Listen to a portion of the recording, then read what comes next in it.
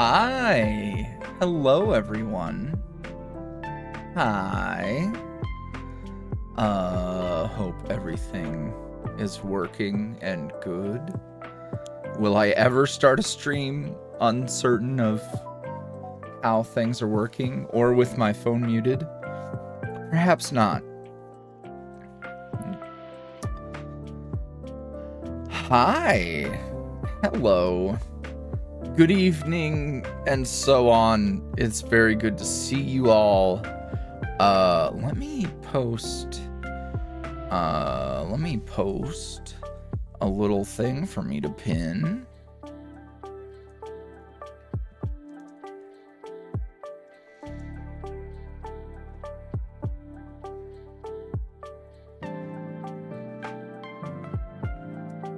How are y'all doing?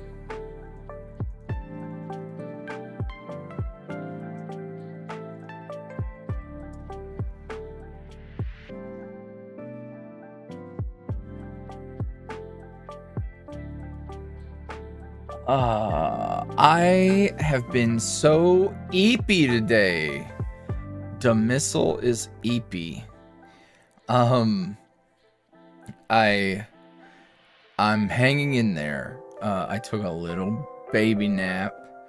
And I had a cup of coffee and I'm ramping up. I'm feeling like it's a Thursday, which is better than a day that isn't Thursday, I guess. So here's what I'm thinking. I'm thinking that I will. So you guys remember the last stream? There were a bunch of questions that I didn't get a chance to answer. I may double back and go answer those. Didn't do a ton of planning for this, but I wanted to follow up Seth's birthday by doing a stream talking about the Seth Pocky pin and other merch that is available now over at YuuriVoice.com. This has been really exciting. It was I'll get into it. Let me start with just saying thank you for coming out. I almost pushed this to next week, but I really liked that this was going to be 3 weeks in a row of streaming, which is pretty good for those of you who are familiar with me not knowing what the fuck I'm doing and never committing to a consistent schedule, especially when it comes to streaming. You know that it's a struggle. I didn't want to break the combo. Exactly, Dusty. I didn't want to break the combo. Now, it's not a Wednesday, but yesterday was Seth's birthday. I figured I'd just shuffle and it would be fun. So here we are. I am open to ideas for other streams that are coming in the future. I'll get into that in a little bit because I want to talk about the merch. I can give you guys some stats. I can tell you that we have sold over 50 pins already, which, pardon me, is pretty great. I didn't know what to expect, so I'll talk a little bit about the pin and what the plan was going into this and everything, because as I'm sure many of you know, a lot of my pins, every pin up to this point has been a Patreon special offer, which is if you signed up to Patreon during a certain window of time, you would qualify for a pin, which was great in the early days. So with the headphones recommended pin and with the Alphonse Pocky pin, it worked out really super great. But then came the dark mode Alphonse pin, and this is where I realized some important information, but perhaps information that would have been really handy to have before spending a bunch of money on the pins. So before the Dark Mode Alphonse pin, what had happened was lots of conversions, non-patrons into patrons, breaking through a plateau on Patreon, which is great because, not to like go under the hood for too long, but it was a great way to get people through the door who were like on the fence, and then they're like, oh my god, there's so much content, and then they would stick around. That's great. By the time Dark Mode Alphonse came around, we had kind of hit the ceiling. Now, not to say that that's always going to be the ceiling, but we had hit a ceiling.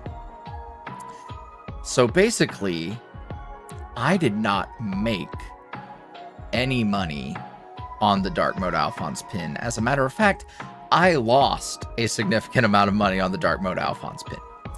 So we learned, what did we learn? We learned that you're not going to be able to just constantly convert hundreds of people to patrons, because there's only so many people who are in the market. So not only that, I do have a lot of Dark Mode Alphonse pins. So not only did I not make money, I made too many. So thanks to Fourth Wall, I cannot say enough good things about Fourth Wall. They've been awesome to work with. If you were familiar with Teespring, if you were familiar with Redbubble, think of all the made-to-order merch places. They are that, but way better. I'm a big fan. Anytime we've had an issue, I've been able to get it worked out. Some of you may recall that the sticker sheets the first time around were not right. They were all one giant sticker, not individual stickers on a sheet. Fixed that, and the process of me working with them to get that fixed was a little messy.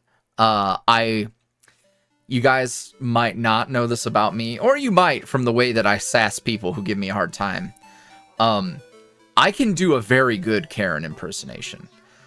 When I feel justified and I feel that my disdain is righteous and justified, I can be a nasty motherfucker.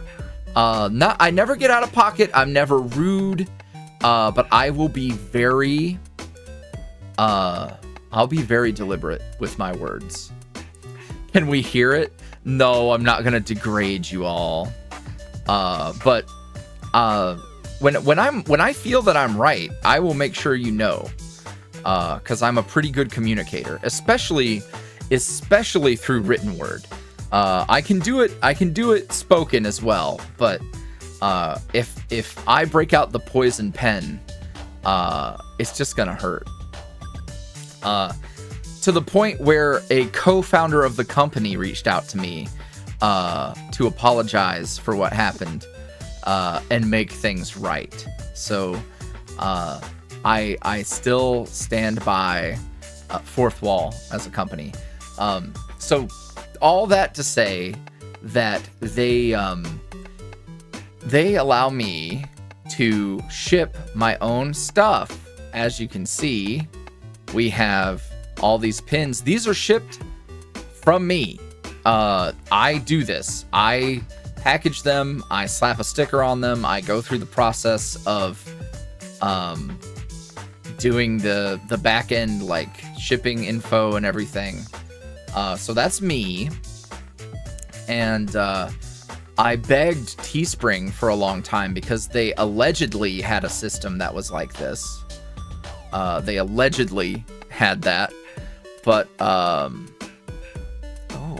I do keep my internet chugs sometimes. I see.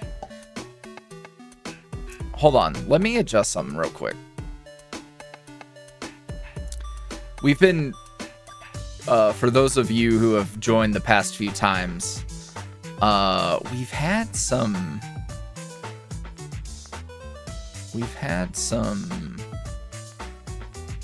struggles. All right. That could have just been my internet hiccuping for a moment there.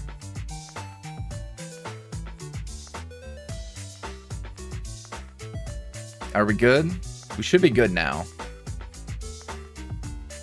Yeah, ever since my settings fucked up. Not my settings, my computer exploded. Ever since I had to fix my computer. We've been dialing in the settings because heaven forbid I have any of that written down when I needed it. Are we good? We're back. Everything's normal again. Yeah. Anywho, I get to ship these myself.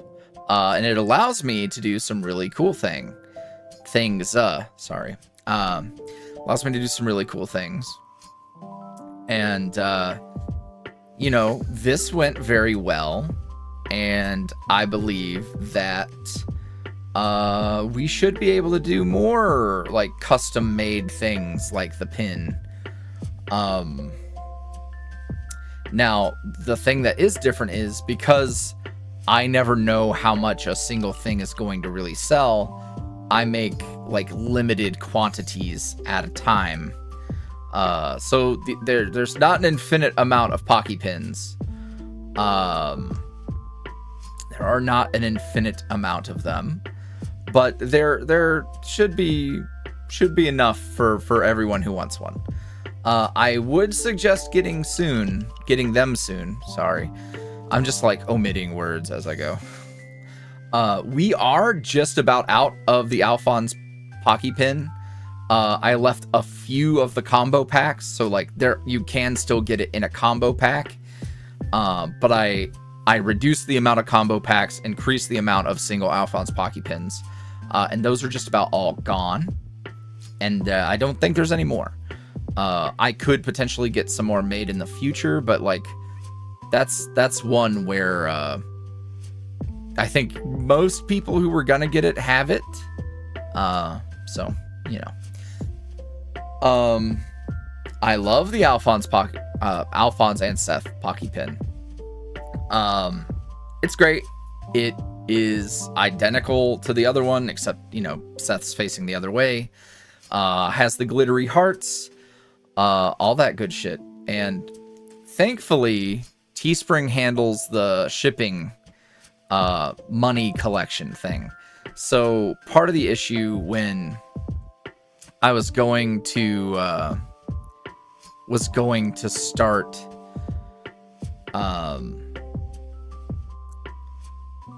start shipping pins myself was that it was not easy to figure out how to ship across the globe, basically. International shipping was a huge pain. Now, international shipping is very expensive. I saw Z in here earlier saying, like, Z wants one, but shipping is insane. I know. I wish there was a way to make it not suck, but it's brutal. It is what it is. I'm at least able to do it now, you know? So that makes me happy. Other than that, yeah, there are some new items that are also up and available now, and those are the sticker sheets. We've got a Bittersweet Chapter 3 in particular sticker sheet, and we've got the Oops All Fin sticker sheet. Some of these stickers should already be familiar. Charlie has been a thing, Alphonse has been a thing, but we've got a brand new Seth and we've got a Jesse. And then for Finn, we've got the Magical Boy Finn, and we've got Bunny Finn. So they are there. The sticker sheets are fixed. They are no longer one single large sticker. They are all individual stickers on one sheet. They're great. The sticker quality was never in question. It was just an error. That was my fault. So those are available. A bunch of people have gotten like multiple things with their orders. Thank you so much. I'm going to be packing up the orders starting tomorrow. I wanted to wait to get a huge batch because it is kind of a hassle the way that you have to do it. You have to like upload a document, edit the document, print out everything, do the actual process of shipping, and then you have to edit the document, re-upload the document, and then you're good. But saving that all for one giant list rather than doing it several times over seemed like the thing to do. So I will have these going out starting tomorrow. Yeah, so that's exciting. Now, not to mention, there are a whole bunch of other cool things on the shop. The Faust the Lovers collection, various pieces of merch, the print, that's all awesome. We've got the Alphonse collection. So we've got Alphonse's beautiful crying face in both flavors. The Alphonse sweater, of course. And I would say this is like the, what's the word I'm looking for? The essential, the most accurate. There's a word I'm looking for. This is the like true to life version of the dark mode sweater because the text is embroidered onto the sweater. It's great. So if you ever wanted basic, yes, it is the biblically accurate dark mode Alphonse sweater. By the way, the enamel pin combo pack, that is at a discount. So like if you don't have all three of these, or if you maybe you have a friend who doesn't have one that you do have, etc., that is a pretty good way to get your hands on the Pocky pin, the Alphonse Pocky pin rather, if you don't have it already. I love this. This was an on-stream idea, I believe. The Hello, I'm Listener shirt sticker.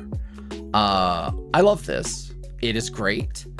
I think it is niche, but it's just damn. I love it. I'm very proud of it. It's very cute. And then of course we have dark mode in several other flavors. We have the YuuriVoice logo, which is lovely.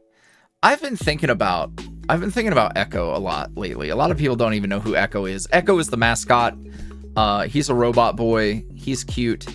I just need to go fiddle with my voice settings and create a robot voice and go make content with him, because who doesn't want to bang a robot, you know? And of course there's more than just these four things. You can always click the handy dandy browse all button and you will see everything. The zine is there. We of course have the popsicle sticker sheets. We have literally a patch for the Hello Listener logo. Love that. Big fan of seeing Alphonse looking emotional. Yeah, it's all good. It comes in a sticker as well, which you can see there. Yeah.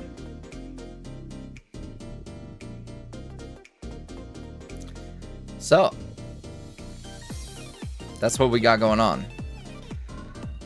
Y'all, I can't necessarily troubleshoot the stream every time. What can I say? I will fiddle and adjust more in the future. Can't really do it right now. You can always turn your quality down. That might help. I don't know. I've already like drastically lowered my my shit on my end, so I don't know. But yeah. Other than that, I'd love to hear what ideas you guys might have for merch. First person to say body pillows loses. I don't feel like body pillows are going to sell that well. They're very cute, but the only way they're ever like profitable is if we're talking about massive like characters who are incredibly popular. I don't have that. Seth jacket. I'm sorry to say that I cannot source a leather jacket for you all. You can go search Levi's what's the Levi's like fleece collar. It'll work. There is already a plushie in the works. I can't say what character it is, but there is plushie stuff happening.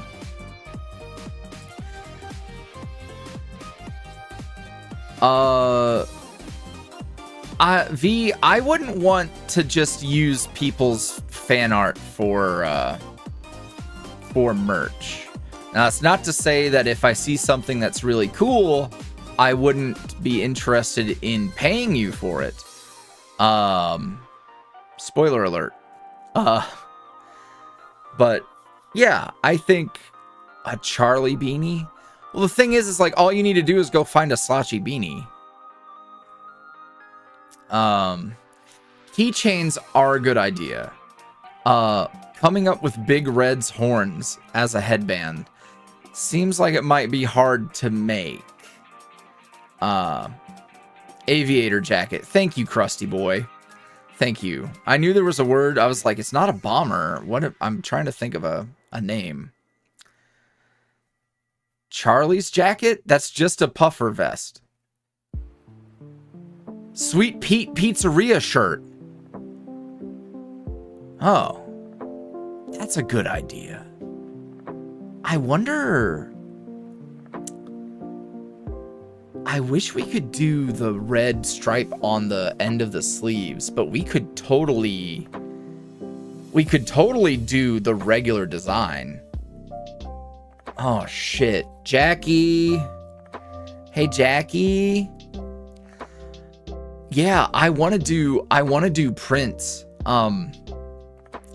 There is it's a bit of a pain in the ass right now. So Fourth Wall does prints, but they only let you do them in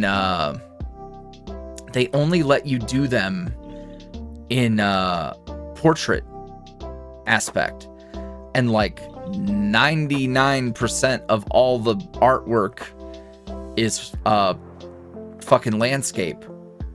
So if I wanted to take all the prints we have, it would require uploading them, then like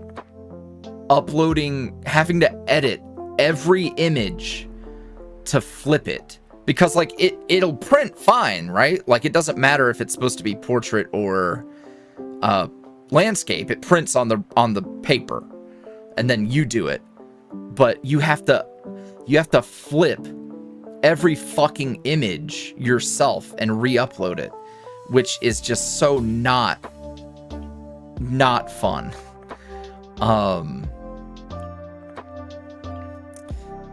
Doing a calendar would be great. I don't think Fourth Wall has calendars, but damn, what a great idea.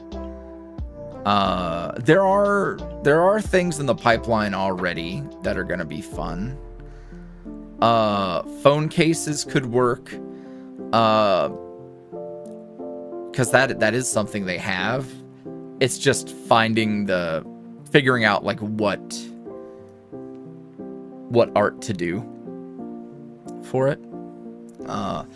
Phone charms. That sounds like a surefire way to make something that no one has a use for anymore. I wish phones still... I know some phone cases do have a charm loop built in. An Oron tuxedo shirt is so funny. Hello, I'm listener as a phone case. That'd be cute. They do have buttons now, I think.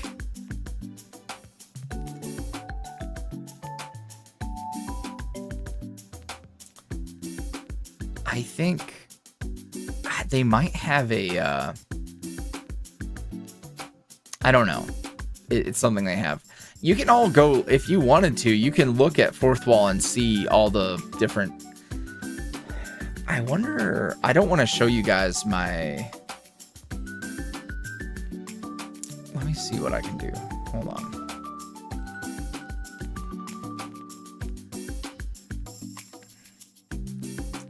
Let me see. So if I go to Fourth Wall, log in... Give me a sec, homies. Oh my goodness. Thank you to everyone who placed an order. So if I go to products, create new product, design something new. Can I... This isn't going to be perfect because this is kind of zoomed in a little. Let me pull this back up. So it is zoomed in. I don't want to go through the trouble of fixing it. So just trust me. So we can look at, let's look at accessories. So like, I think, oh God, it's all the way over there. Okay, that is a pain in the ass. Can I? All right. Well, that sucks. All right, mouse pads. Mouse pads are a great option. Everybody needs one. And you can put all kinds of cool shit on there. So doing a mouse pad's a lot of fun. Hats. There are beanies. Maybe doing a Sweet Pete's Pizzeria beanie would be the vibe. Because if we design the logo as a PNG, I would be able to... I could cook with that. So there is a set... Okay, here we go. So a set of pin buttons. No shit. So it's 5 buttons. 5 buttons. All over printed. That would work. That would be cute. I need to write this down. Let me get a notepad. Hello, Microsoft Notes. Notepad. All right. Okay, give me a second. Notepad. All right. Set of pin buttons, parentheses, 5%. Okay, sweet. We're cooking. Hold on, let me bring chat back up. I don't want to lose you guys.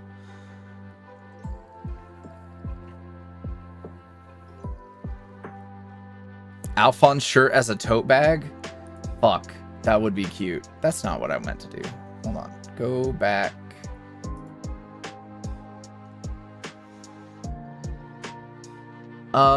Let's see what else we got. Socks. They've got socks. All over print flag. Making a bitter... What if the Bittersweet Chapter 3 art from the promo art as a flag, I wonder.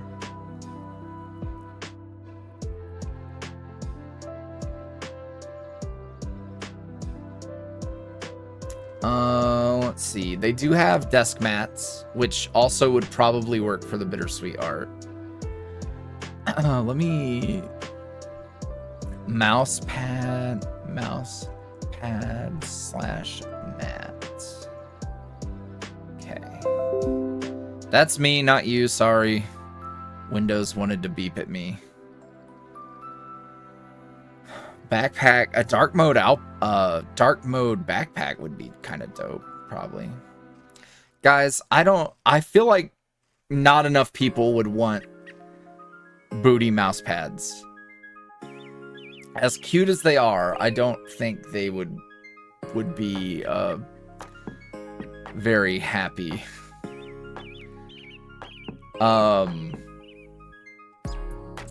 They have aprons, by the way. Would anyone want a dark mode apron? So this is fourth wall. Fourth wall is the oh, they have a... that pint glass would be cute. Wooden ornaments. Oh, shut up. Hold on. Huh? How do you... magnetic back? They're magnets? How do those work, though? Like, can it take color? Huh.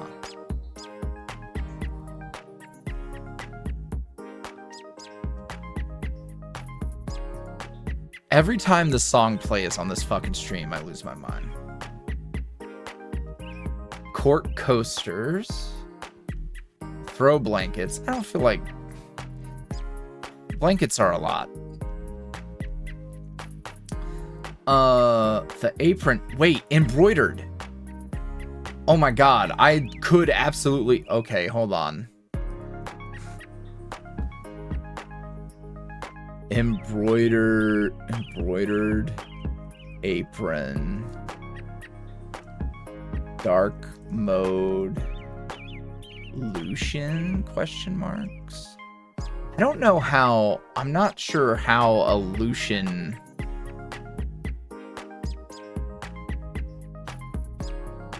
sugar apron?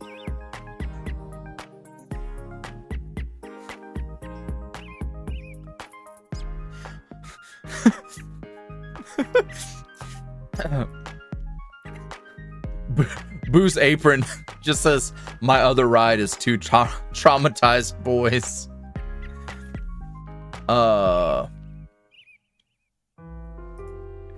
Interesting. Can I fucking... let me see if I can... hold on. This is the one with the frame, and I don't think the frame is worth it. I would just get this. I'm gonna see if it lets me rotate it now. That they might have fixed this.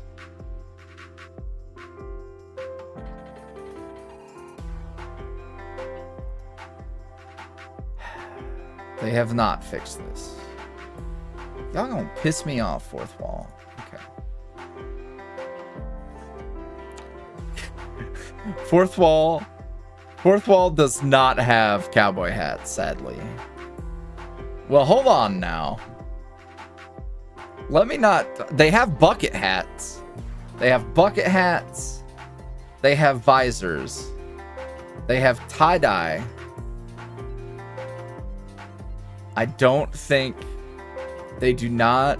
they don't have cowboy hats. I'm sorry.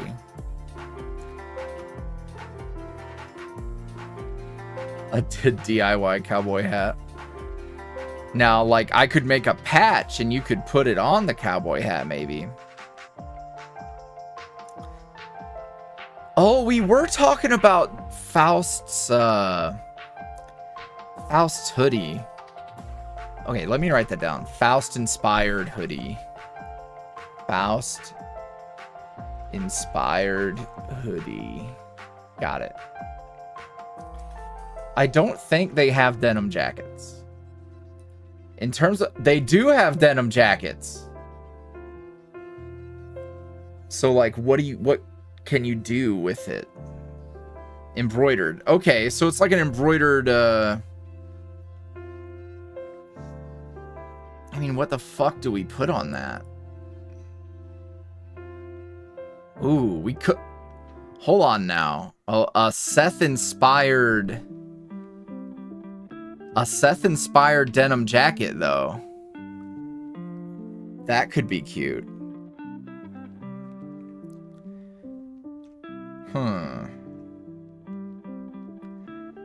So, it's embroidered on demand. Let me look at where it goes. So you can do top left chest and the wrists. Ooh. Huh. So you can do the wrist right. Oh, it doesn't let me scroll that far. So it's right on that, on your cuff like that. Huh. And top left chest. So right there. Huh. Yeah, but like a denim jacket is just a denim jacket, though. Like a plain denim jacket. Like I promise you, you could find a way better priced denim jacket that's just a denim jacket.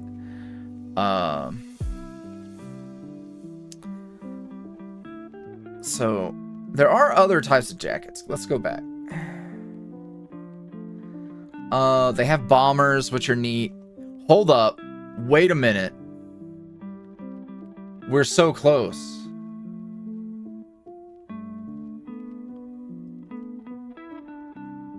I mean...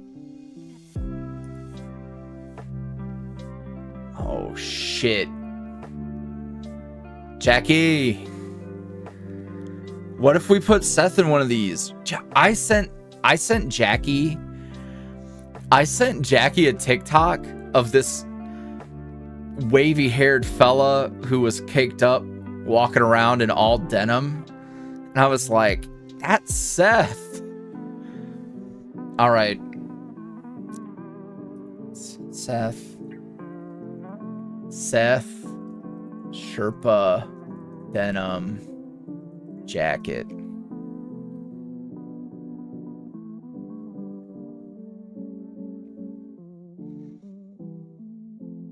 Okay. That's cute. I have to make a request? Damn.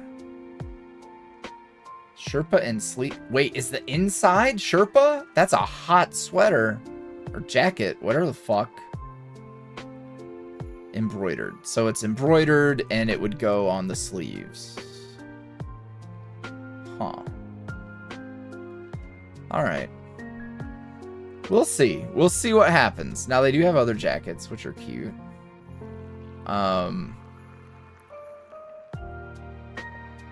Windbreakers. The faux leather bomber jacket, like this, with the Echo logo would be sick. Yeah, Jackie, you can send the link, I believe. Art cover journals. Funny you mention that. Funny you mention the journals. So let's look at accessories again. So for journals, they have spiral notebooks. The question is, what kind of paper does it have in it? Is it plain? Or is it, oh, okay. So it does have, so it's not really a great sketchbook because it has the lines in it, but there might be something like this coming in the near future.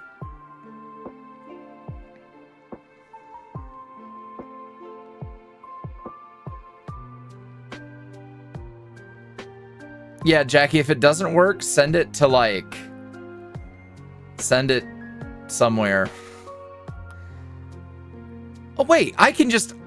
I can do it. Oh, no, which TikTok is it? When did I send that? Was it... There he is.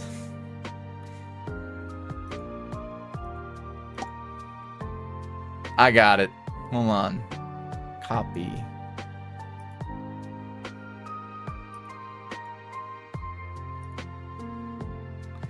Wait, FinJournal like Derek's like mad ramblings journal.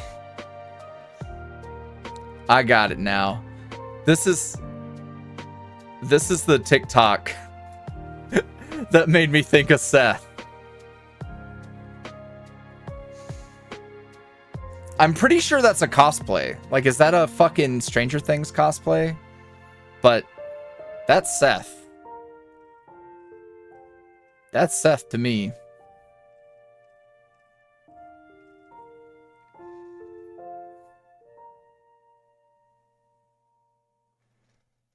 That's so Seth.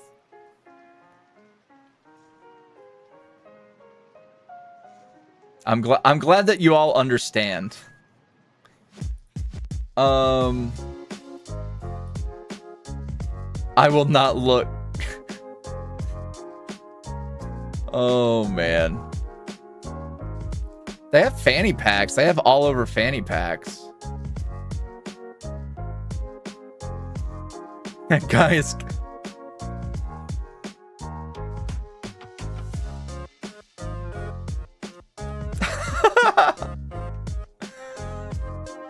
Y'all are funny.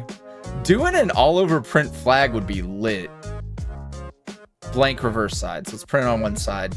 So technically, I don't know about you guys, but with flags, I love to put them up like tapestries. Like that's basically a tapestry, right? 35. Let me... I'm going to try something out. Stitch color. That's a good question. Oh, that's obnoxious. Okay, it doesn't work the way that other ones work, so we can't do it. Otherwise, you're gonna see all my secrets. I can't have you guys seeing my secrets. There's merch that hasn't been revealed.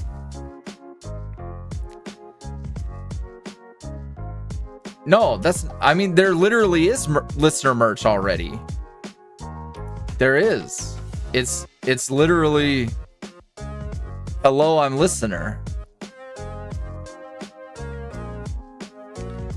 USA flag with big red? Y'all. I don't think he wants to claim. I don't think he wants to claim the states. More listener stuff. Doing something related to Boo would be fun. And an apron would be a good idea. Flag that's just Alphonse's hand on a gear stick. Damn. Yeah. Yeah. Alphonse's car. I feel like that's not good enough. Like it would require something. You gotta tie the boys in real good. I know I have a bunch of ideas for a Charlie pin that would work really well. I just have to think about it. Tough cookie apron. That would work. I wonder, is the apron embroidered or is it print? Okay, so it's a print. So doing something with like, okay, hold on. I think I have an idea. Heat activated mugs would be so cool.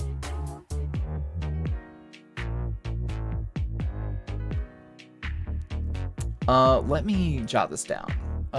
Apron. So one is oh, there we go. Okay, so one can be embroidered and the other can be print. I see. I see. Okay. And then let me... Sugar Boo. Sugar Boo. We'll just say Sugar Boo. Yeah.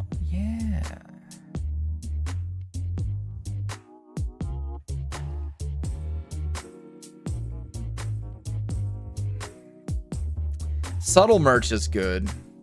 Yeah, but then it's just people are gonna be like, oh, you really like you really like Chevelle's ideas for heat activated mugs, but it's not PG-13. That's fair.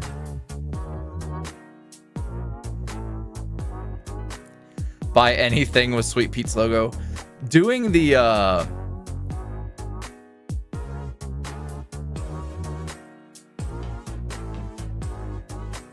we don't have anything that's like the trio together, really. Peeker stickers for cars would be great.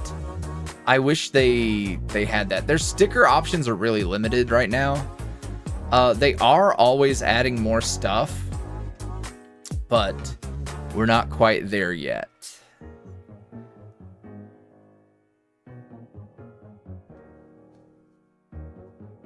They don't. Let's go look at cups again.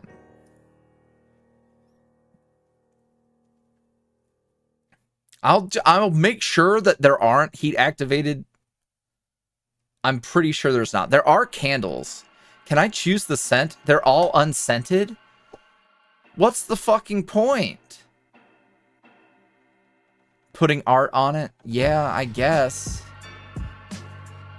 What in the Final Fantasy VII?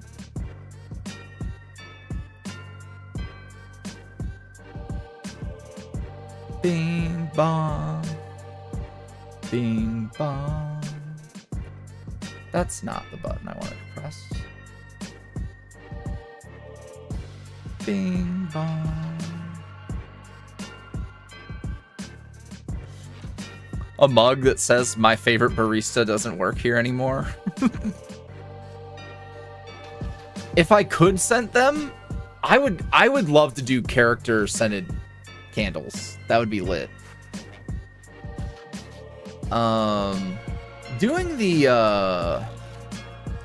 these. I'm gonna try something out real quick. Come here. So like,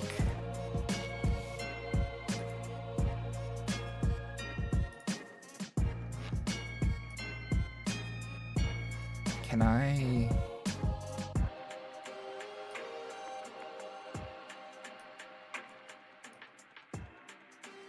These are gonna be huge. Get out of the way, Seth. Vamping my style. Oh. No, no. Just trying to make them match in size a little. Seth, come back. Okay. The angle makes them a little...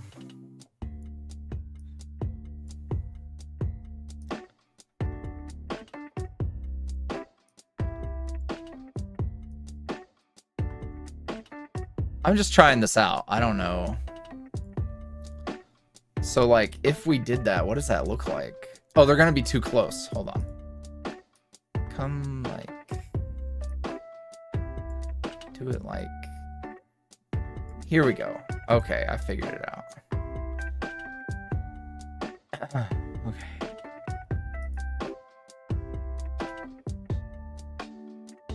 What? Oh, Alphonse looks way too white. Why did he turn out like that? Oh, it's the glare. Hold on. Let me... Yeah, okay, so he would look normal. It's just the fake glare. That's kind of cute. It needs, like... It needs some additional elements on it.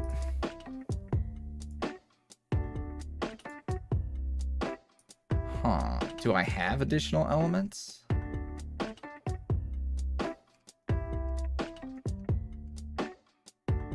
I do have additional elements. Oh my goodness.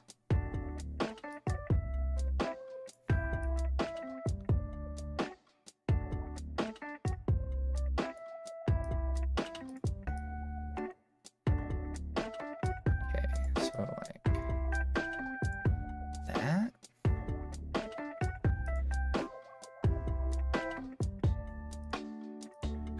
He's Caucasian. What do you mean? Stop.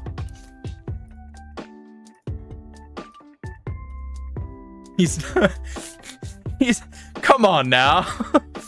Alphonse isn't pasty though. Alphonse could tan well. He's not a I step outside and I burn. Could I add another? Because, like, then I need it, like, on the back side between them.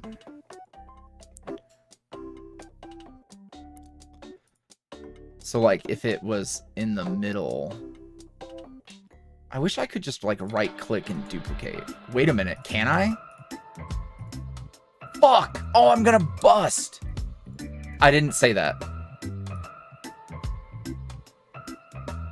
No! Wrap it around! I wonder if it'll wrap around.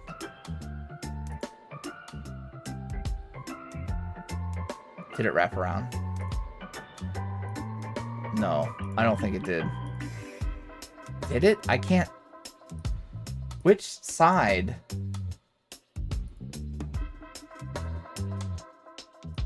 I think it did. Right? No. No. That's stupid. That's so dumb. Why would it not show me the other side? So I'd have to, like, cut it in half?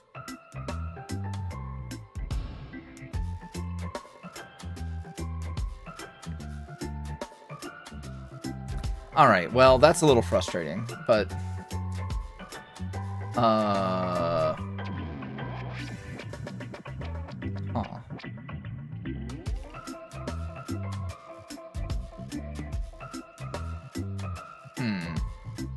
I don't love it. But doing a design that is made for this would be really cute. That price for a glass too is rough. It has to be really cool. I want to try one more thing before we're done. Get out of here, Alphonse.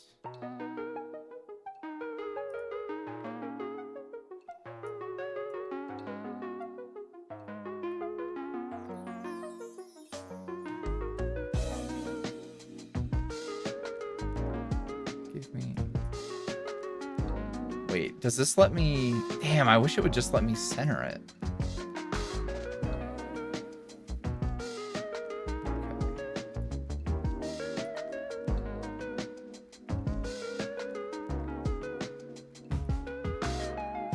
Shut up. Hold on.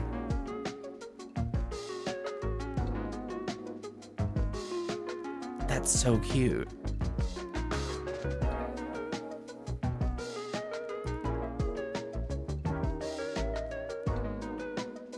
All right. Yeah, that's lit.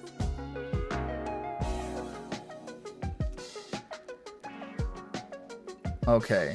Not to not to spoil anything, but there's very likely going to be more of the tarot inspired art. So having a set is very cool. Mini YuuriVoice logo on the other side. The only problem is, like...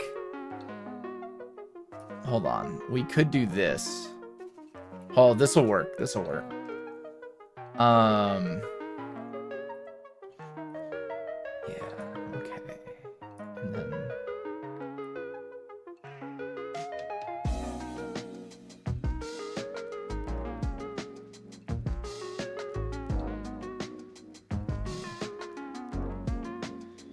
So the goal is to have it on the complete opposite side, which it appears to... What? Hello? How the fuck did I just do that? Don't do that. Do that.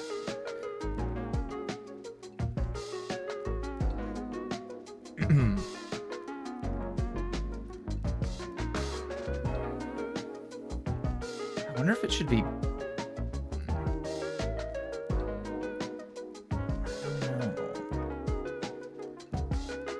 Could just double it and put it on the other side, but then it's like, eh. I don't quite love that. Would I love this if it was bigger? Like that?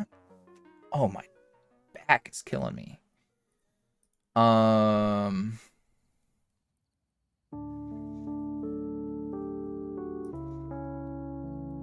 That's cute.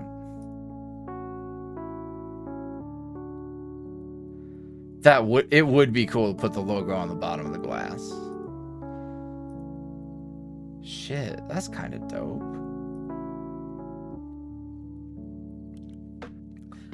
Huh. I don't know. I kind of like it just on the...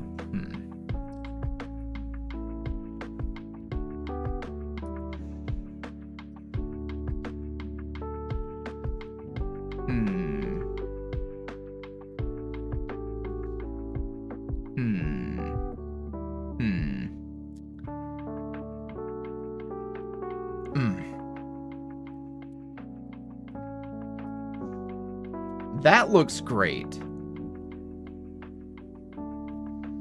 I also think the design on just one side. I also think I like that the most.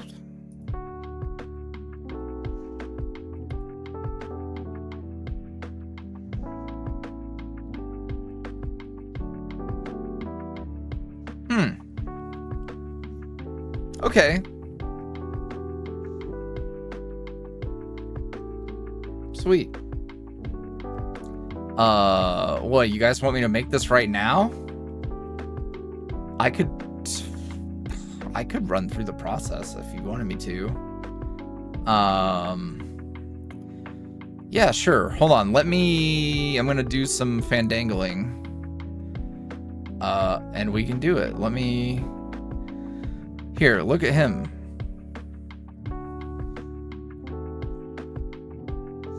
Bittersweet toasters. Y'all are too much. House the Lovers. What are these called? Glass. I was gonna say glass.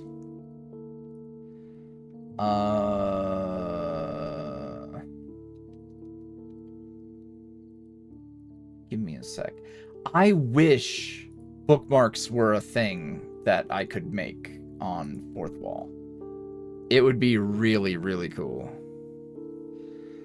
It would be really cool. Okay, I need to look at Faust. Here Beyond the Stars. With this ba ba ba ba ba. The suggested price is insane, so I'm not gonna go with what it wants me to.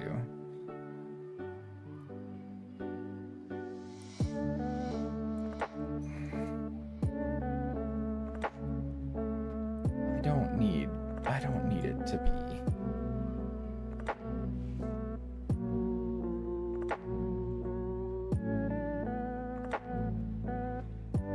That's so much for a glass. That's the thing, is like, yeah, it's a little rough, but there's not a whole lot I can do, and this is the only feasible way for me to do it. Let's say, okay. For me, it's not even about like turning a profit. I just want people to be able to have cool shit, you know?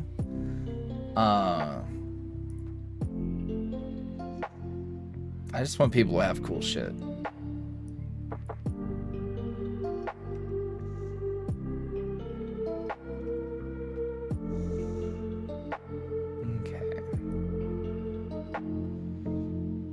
I will add it to the Lovers collection. My booty cheek's falling asleep.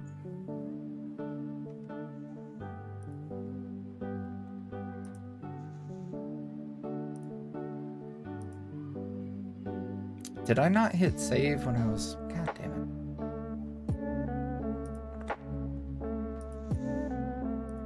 it. Change the image.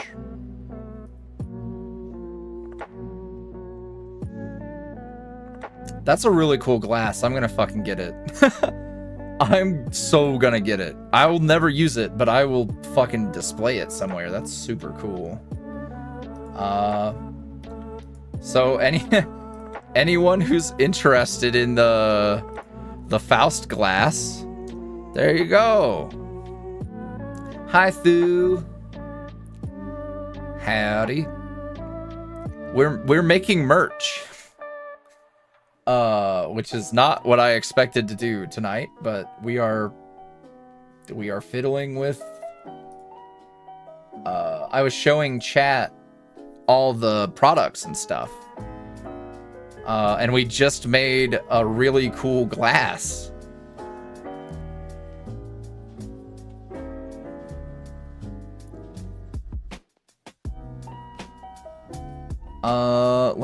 Okay, we can come back. Ta-da! We're back. I'm gonna stand up. Hold on.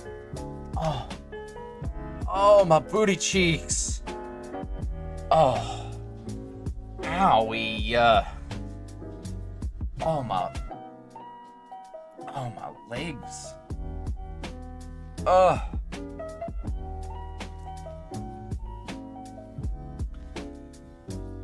Okay. Oh my goodness. Booty. I was sitting weird, I guess. Speaking of weird things I do. So, I had mentioned when we gave Seth the birthday of July 5th that the 5th was going to be my first consultation for getting a ADHD diagnosis or whatever they think I might have. And it went well. It went basically like the moment the doctor said, "Tell me a little bit about yourself and why why you're seeking seeking a diagnosis." And I just went for it. So I did a lot of talking, and we're moving forward. Thankfully, they're able to see me on the 13th for the actual testing. So I have an appointment on the 13th, and that's exciting. I had to do, so anyone who's had any kind of, we're gonna try to determine what you might or might not have. You're familiar with all the surveys you have to do. Excalibur, my understanding is it's just you have to make sure that someone probably needs to be seen before you invest that much time and make them spend their money.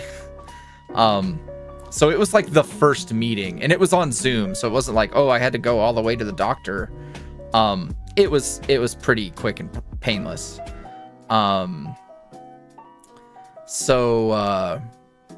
Yeah. Anyone who's done this sort of thing before, you have to fill out all those quizzes, and one of them was a finish the sentence, fill in the blank type of quiz. Not quiz, screening. Yes, screening is the word that I should be using. And they should have never tried that with me, because I was very honest and serious through most of it, but some of them were some of them I found silly. It was most parentheses, men or women, fill in the blank. And I was my answer was, don't need me passing sweeping generalizations on them.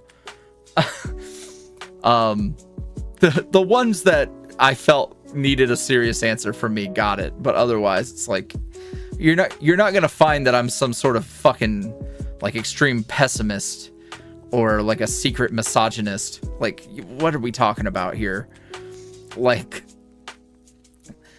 I found that one funny, and then it was my legs. And it was my legs struggle to carry my fat ass everywhere I go. It's what do you mean, my legs? Anywho, there were others that were clearly more relevant to my thing. Yeah. Yeah, and everyone, I haven't talked about this before, but I was talking with my hairstylist actually about, like, you know, getting a screening and seeing what your deal is. And you know, we were talking about how a lot of people are worried that they might find out something they don't want to know. And I just went ahead and said, like, a lot of people, especially like 90s babies like me, we grew up and autism was a scary word to a lot of people. And the point that I made was, like, our knowledge and understanding of things has evolved. It does not have to be scary. It does not have to, you do not have to feel like getting a diagnosis for something like autism says something about you that is bad.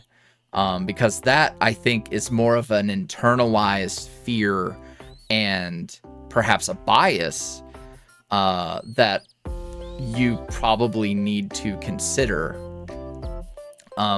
Because for me, like, I'm not scared that we're going to talk and they might say, like, hey, you could be autistic. That's not a scary thing to me, because the truth is like, I'm going to be me. I'm going to be me no matter what we figure out. Like, I've been me for a long time. Giving a name to things isn't gonna change how I feel about myself.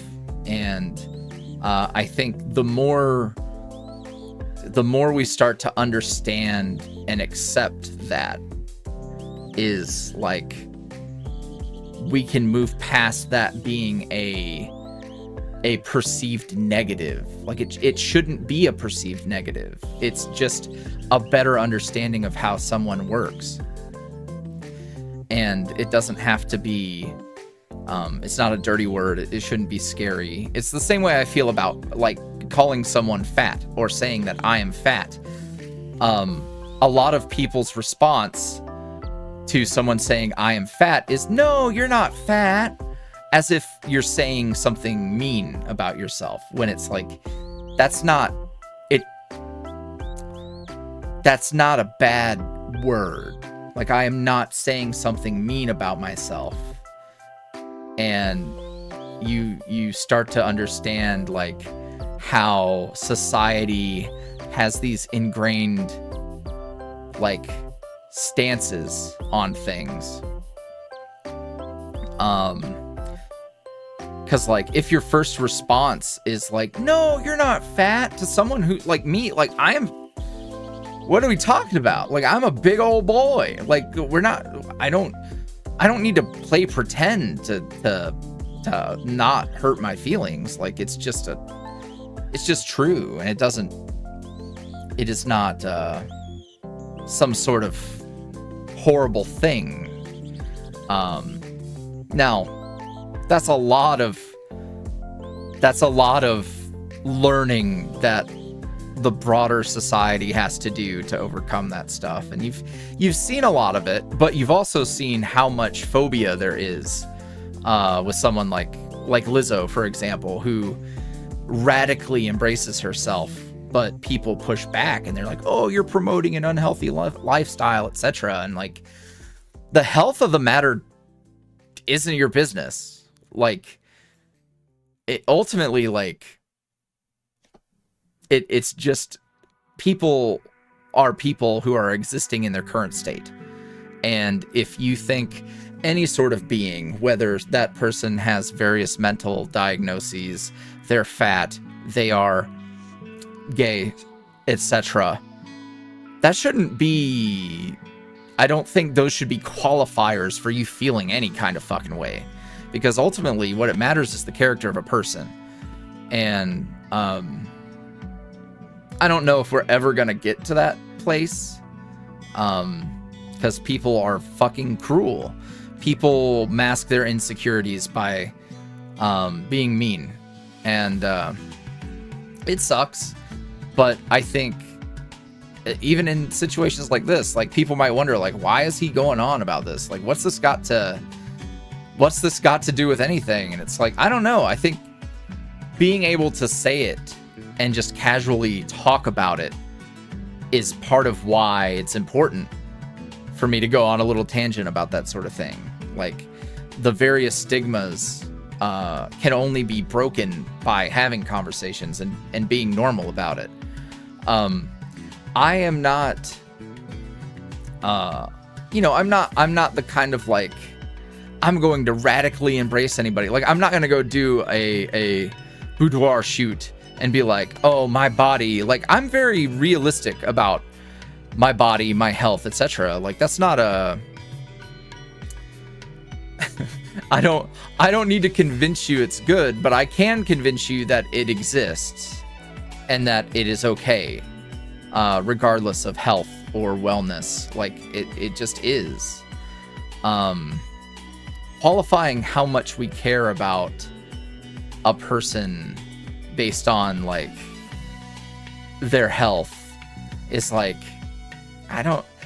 for me, like, I don't care if you've just done it because you could. Like, I don't care if, like, a fat is a huge one, because people, pun intended, because people are like, oh, you're just ignorant, or you don't care, or you're lazy. And it's like, does any of that matter? Like, does any of it, like, people kill, I mean, harsh language here. People kill themselves in various ways all the time, in terms of, like, being an addict of any kind, people who drink, people who smoke, etc. And, like, while we should promote, like, taking care of yourself, it should not be, no, people don't go in the waste bin because they struggle, like, people should not be discarded because because of any reason. Like, let it happen based on the merit of their character, and not because of whatever they're going through that could or could not be beyond their control. I think for me, that's the big crux, is like, I don't care if you've done it to yourself. You are not unworthy of care. Period. Like, it's that simple. Like, that does not disqualify you from being cared about and being respected. There are plenty of other qualifiers in the world that should determine whether or not you give a shit. Or can even just respect someone as an individual. It's and none of it has to do with things like that. Anywho, merch. Anywho, I'm excited to try and figure out my brain a little better.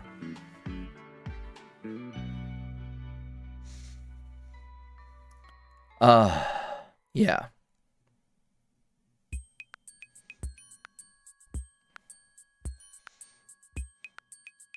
I mean, yes, obviously, if you're... That's what I'm saying, is like, if you do something that is morally reprehensible, if you have poor character, if you are, if you are bad, then you are bad. But, like, there are things, so many things that people get written off for that don't really have anything to do with anything. Yeah. So, anywho, we got merch.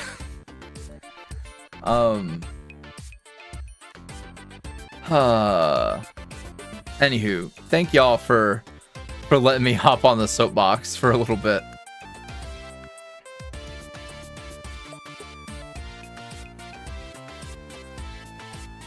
Let me make sure that this is... Oh, I have to refresh, don't I? There it is. Hell yeah. That's exciting.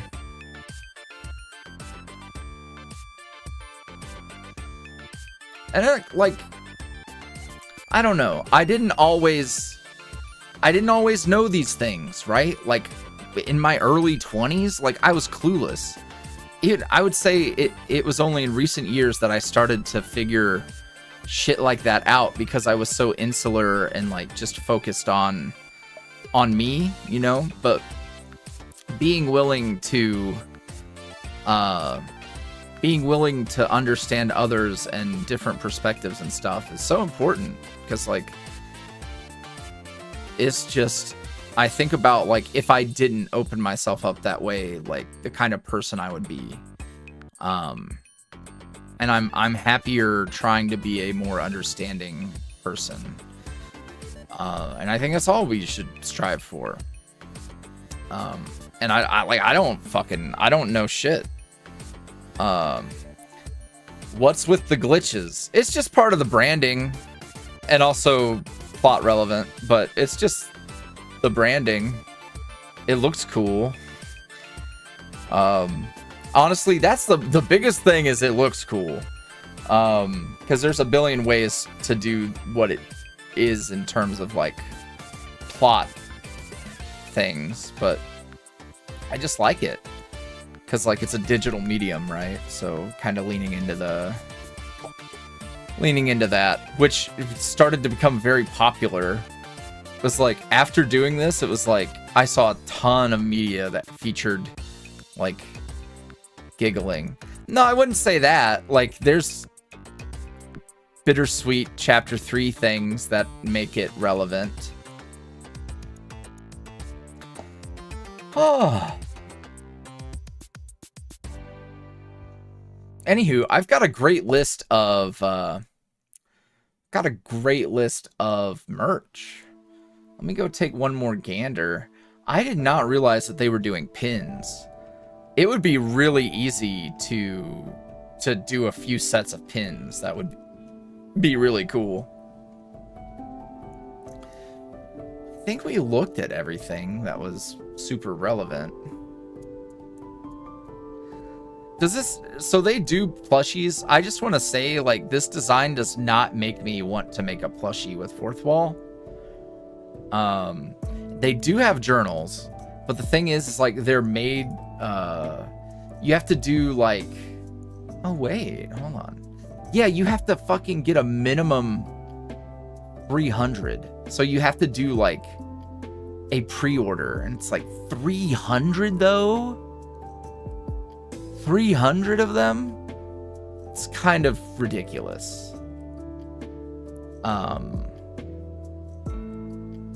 Yeah. That's something from Five Nights at Undertale. Yeah.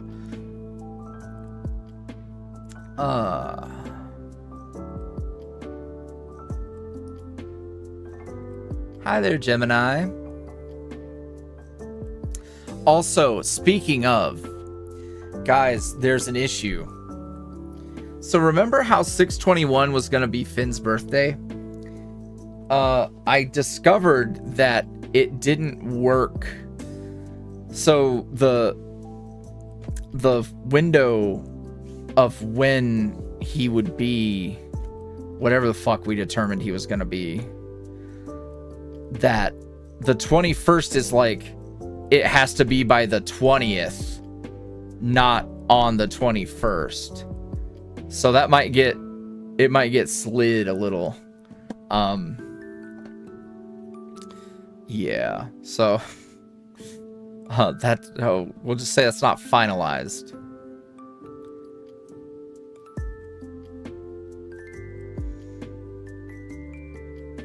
I think it's Gemini. I forget like what things were. And I don't feel like going and pulling up the document right now. So perhaps we were a little late on the birthday. I know, Solstice Baby was perfect. I know. I'll just have to have a think. I'll just have to have a think. Solstice was a really good idea. So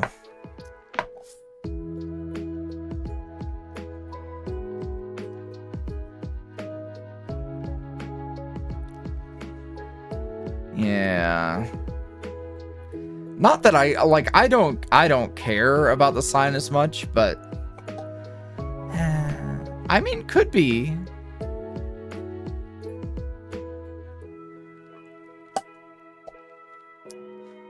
Oh man. Was there anything else that I was gonna try to do? Oh, I should look at the question form.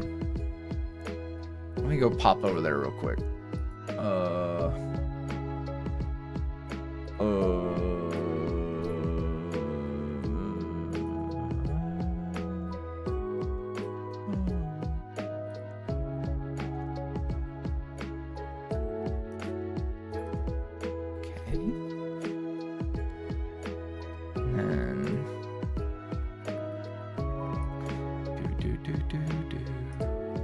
Thank you, everyone who placed an order tonight. I appreciate that very much. Okay. All right.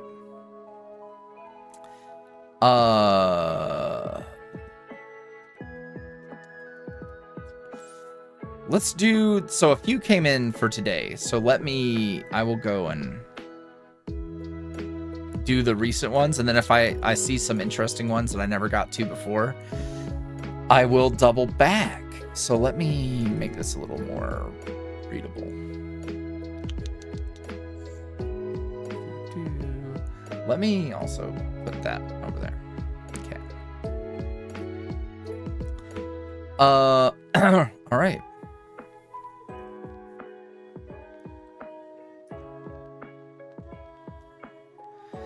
Brookie Cookie asked, me and a friend are working on the series involving some of your characters we've come up with, and we're wondering if you would want to work with us on this series. That's super vague. I don't know what you mean by series, or is it a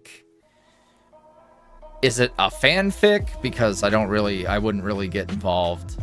That feels strange. If you're writing scripts and you want input, you can send that to the script email. Excuse me. Otherwise, I'm good. Have fun. E asked, when do you think you will start the process of the YuuriVoice story compilation playlist? That's a good question. Before any of the big new series start, because I think I'll definitely have it done before Echoes and before any of that other stuff happens.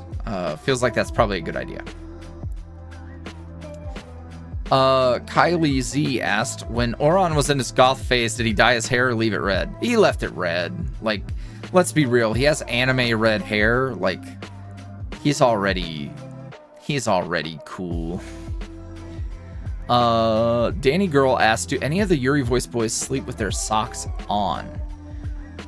Seth feels like a socks on guy, and Charlie feels like a socks on guy. Alphonse feels like he probably runs hot, so he takes them off, and if he falls asleep with them on, then they come off as he's sleeping.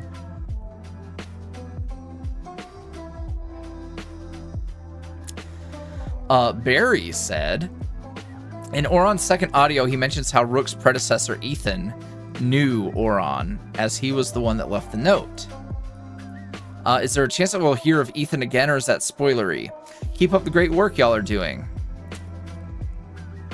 I have a feeling that no one is hearing from Ethan ever again. I don't know that for certain, but I feel as though Ethan is not an issue.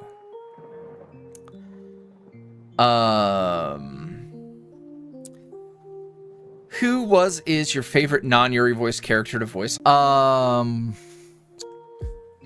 mean, Guzma, right? Like, Guzma, me and Guz, we go, I've never called him Guz in my life, and that is disgusting. I can't believe that just came out of my mouth.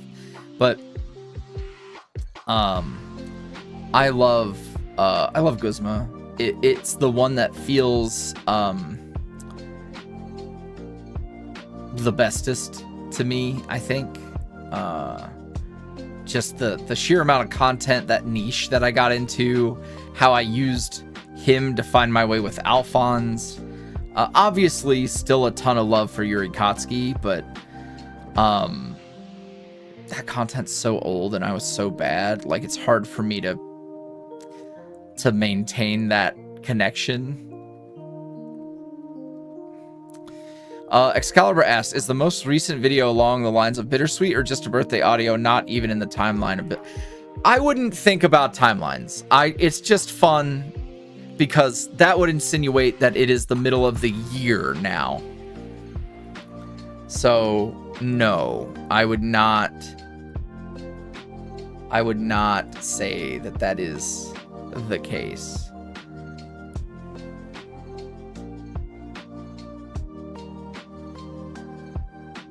The stream is acting up again. I'm sorry, guys. Look, there's not shit that I can do right now. Like, I genuinely, like, on my end, I'm not dropping frames. My CPU isn't chugging. Everything's good, so I don't know. I'll figure it out at a later date, and y'all are just gonna have to either, like, lower your settings, or I don't know. I wish I had an answer. I do not.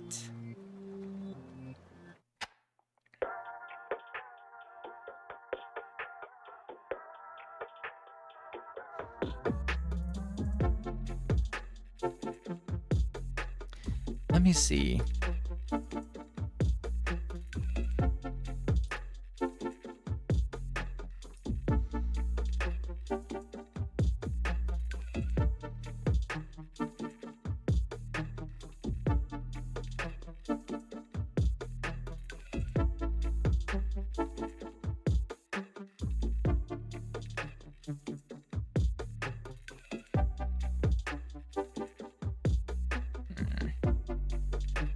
Yeah, I don't want to mess with any of these other...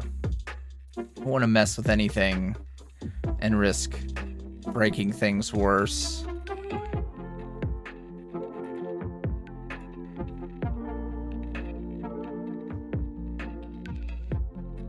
I'm just going to keep going.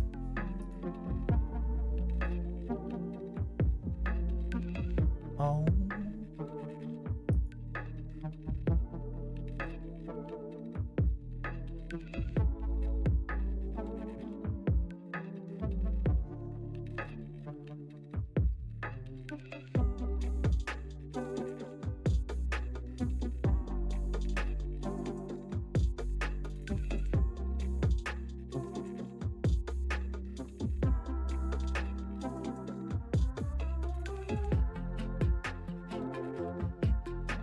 Sorry, now I'm responding to things.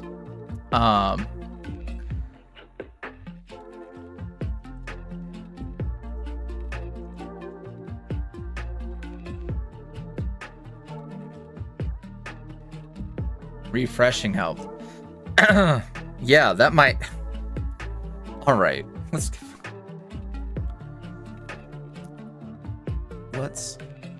answer the rest of these questions.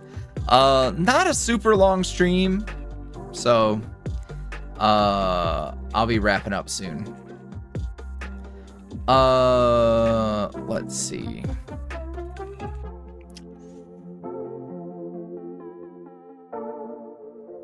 Scribbledoo asked, "Hey Yuri, hope you're doing okay. I was just wondering what happened between Seth's mother and father being together, because damn, she's all that, and her husband got lucky unless he had done something to her.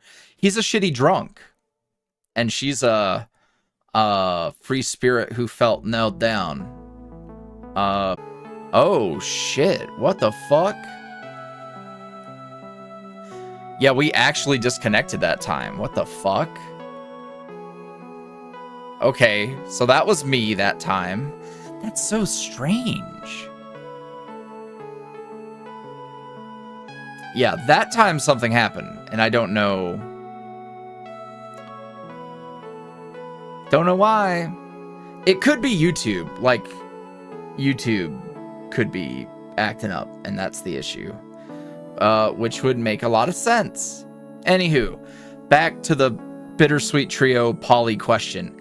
It is open for interpretation depending on what you desire it to be. Those readings are valid, and I welcome them. That is the answer. I've written at length about the fact that it is open to interpretation in the same way that many aspects of insert audios are open to interpretation.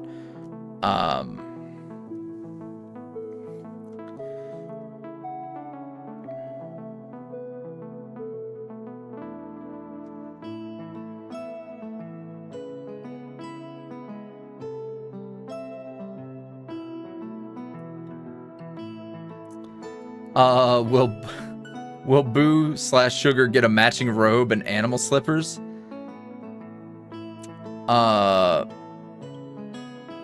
They can. I don't, you know.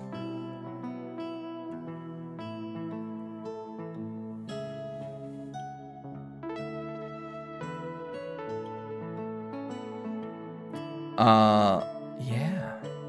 I think that's about it. That is all the questions. And, I'm not sure. I am not going to tell you yes or no. I am saying that whatever interpretation you are comfy with is the valid one. Holy fuck.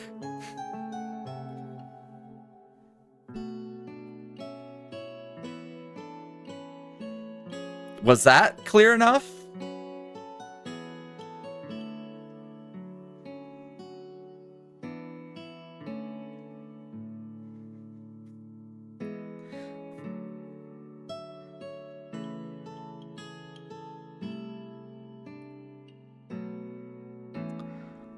How many more episodes will there be of Bittersweet? I don't really know how many episodes. I know that chapter 4 is going to happen.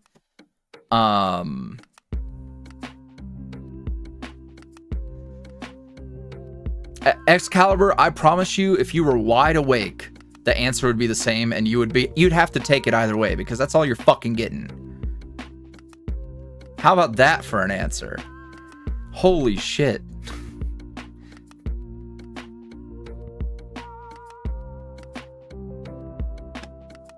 Z asked, from a creativity point of view, do you prefer character design development or actual story writing and using those characters? That's a fucking good question. Oh man. Oh man. I think I would say that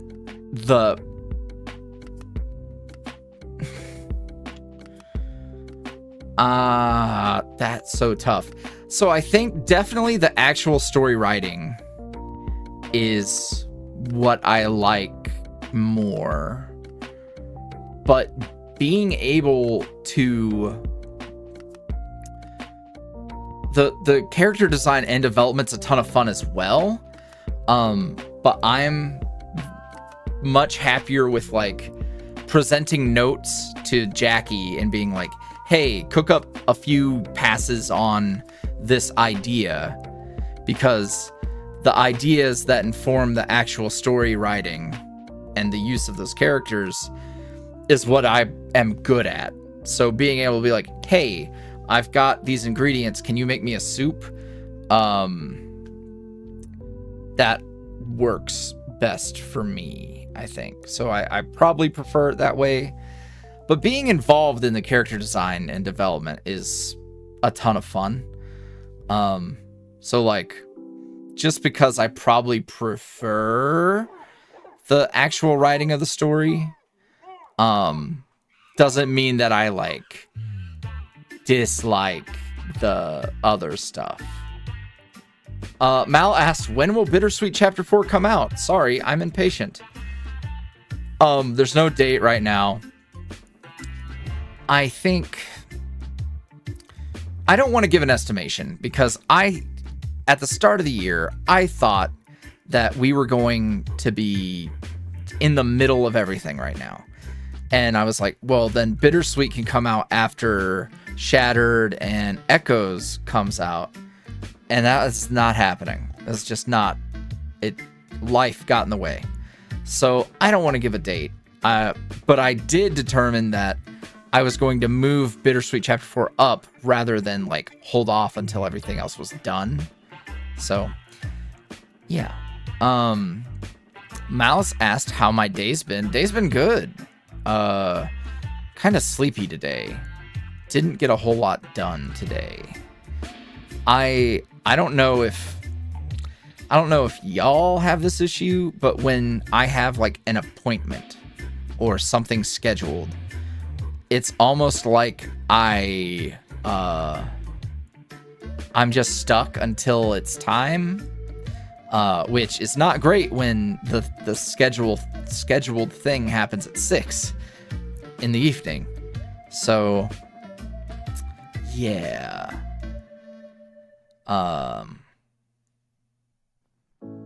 Not great. So I didn't get a whole lot going on today. I made the promo tweet for the pin. I napped. I ordered groceries. I had lunch. I have not had dinner, and I do not feel like cooking. I took the garbage out. I moved my little TV tray table into the guest room. And my laptop is there now.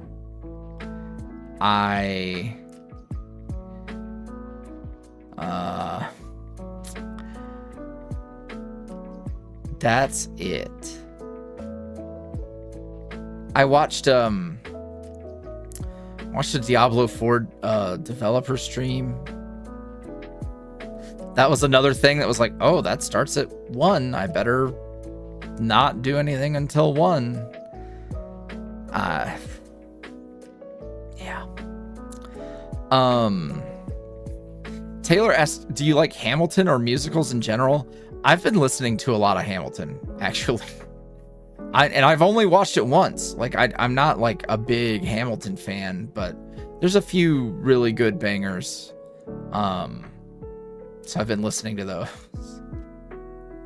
In general, I actually don't like musicals. I'm not super. They've just never really been my thing. But yeah.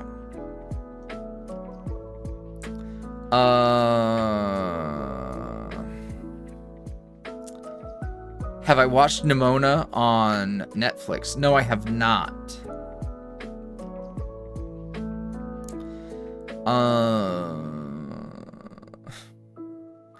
Super random and something I'm pulling out of the deep dark depths of my brain. Did any of the boys have a gotcha kid phase? I mean, I feel like Faust is in that phase right now. How do you think listener would react to plush Alphonse? Like the sentient one? They'd probably bully the shit out of him. They would probably harass the shit out of him. Dusty says, would you ever consider making Bittersweet or Shattered into a novel once they're completed? I've thought about doing a novelization of Bittersweet. I've definitely thought about it.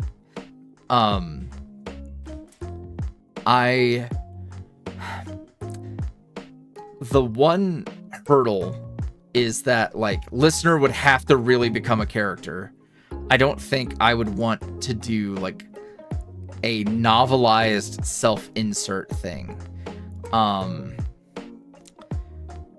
So I'd have to get more hands-on.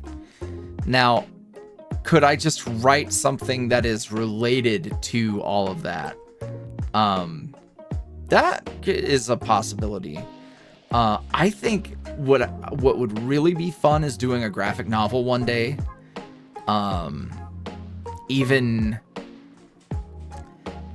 Even if I don't know, even if we just did it like a zine, like it wasn't published, like do kind of a proof of concept, and it could be like, I don't know, it could be like a Bittersweet side story with scenes from Bittersweet involved. That would be interesting. That would be interesting. It's so much work though. I'm hoping that if I get my shit together, I can accomplish some bigger things. I hope.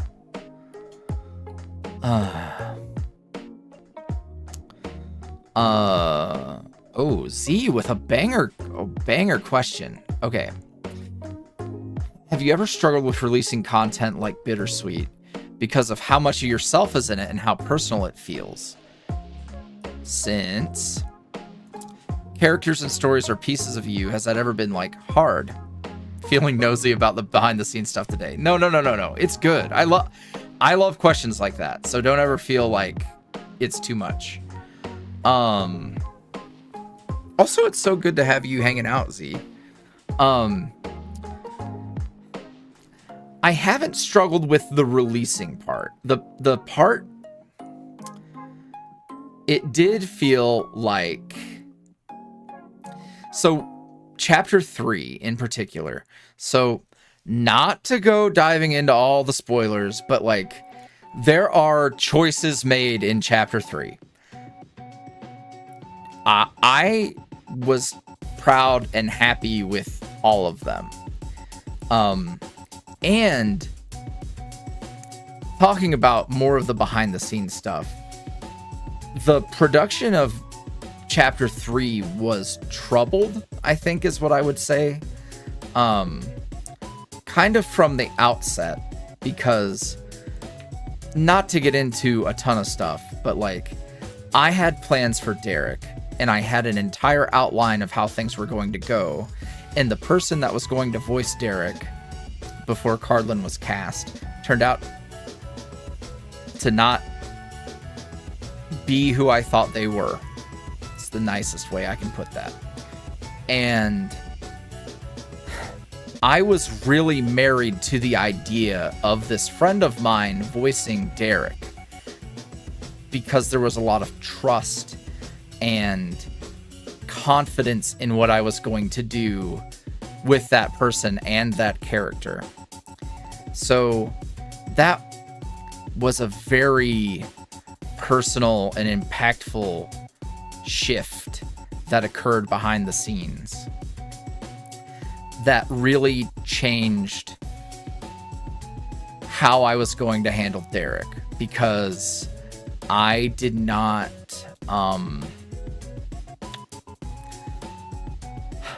I was not going to make Derek as involved. So what we got was not as much Derek as I had planned. And that's fine. That's fine. But it also gave me a bit of a conundrum with like how I wanted things to go. So I sort of had my cake and ate it too, with Finn getting involved and everything. Was it a leap? Yeah. But at that point, like, it had taken so long for me to get everything done. And like I went through like multiple nukes going off in my personal life over that period. So I wouldn't say like my connection to the characters, in particular Alphonse and Seth, never gave me any issues. But I do think Bittersweet is also like precious to me. Like, it is my pet project. It's my baby, right? And I've talked about this before as well. And it's why I'm so pushy on the poly thing, because there were some people who had the most like what's the nicest way to say it? Their takes relating to how the open interpretation of the relationship with the listener, the most like hateful piece of shit takes that I've ever had to deal with was tied to that. And I feel so passionately about how the story is about all kinds of love. It is about many interpretations of love. And to write off everything and then to like take shots at me personally, to fucking say that I'm baiting when I'm a fucking creator in a space that literally functions off of listener interpretation, and just completely neglect the fact that like a whole lot of people aren't comfy with poly. And I went into how people reacted when Seth was even introduced, and how they were so scared that like Alphonse was gonna leave them, etc. And I gave my word that like I was not going to force the dynamic to shift in any kind of radical way, and whatever occurs is for you to take how you want. And that pissed me off. Like I was so frustrated at that point. Like I do not generally let shit slide, but also like people are allowed to have opinions, even if they're bad. And I cannot go fight those battles. I can't be on the front lines like that. That's just not healthy for me, etc. There's a period like I deleted Tumblr. I do not at all. I don't go into YuuriVoice tags for things anymore. Like I can't, because it's far too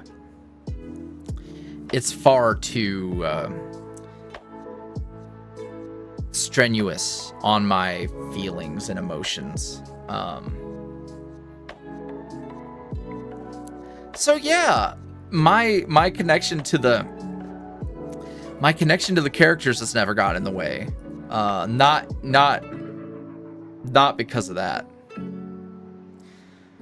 And yeah, Z, it was devastating, man. Like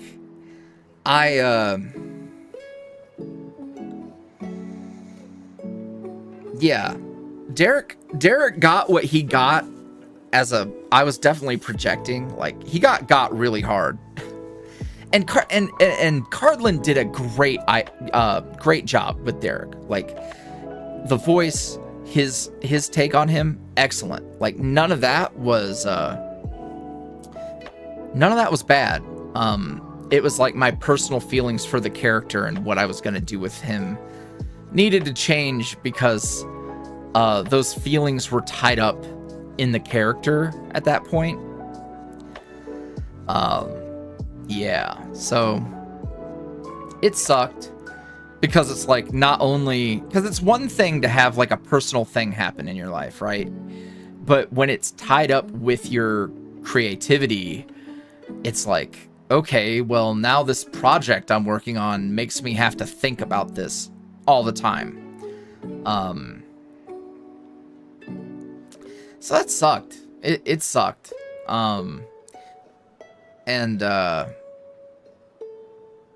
Yeah, it is what it is.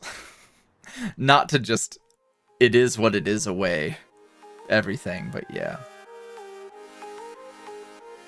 Yeah, and you're right, Z. Like, people, you can't ever please 100% of people, right?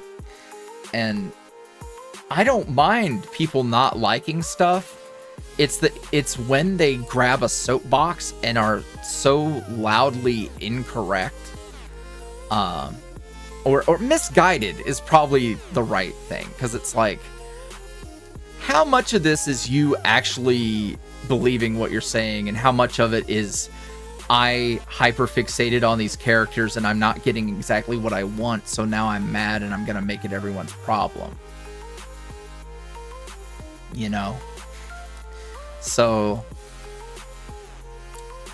yeah.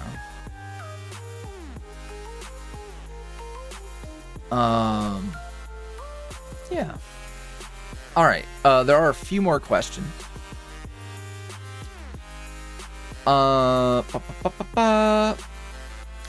Would you ever make the boys Insta accounts?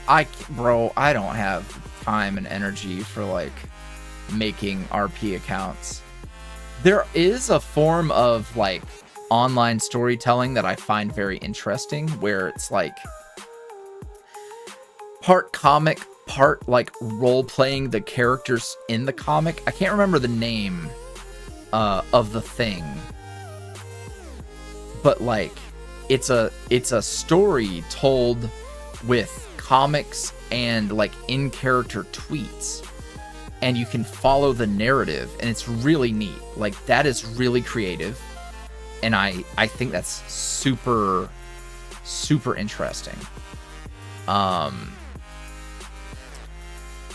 But those projects are also run by several people. Like it's a whole team of people. It's impossible to conceptualize what it would be like for me to do that myself.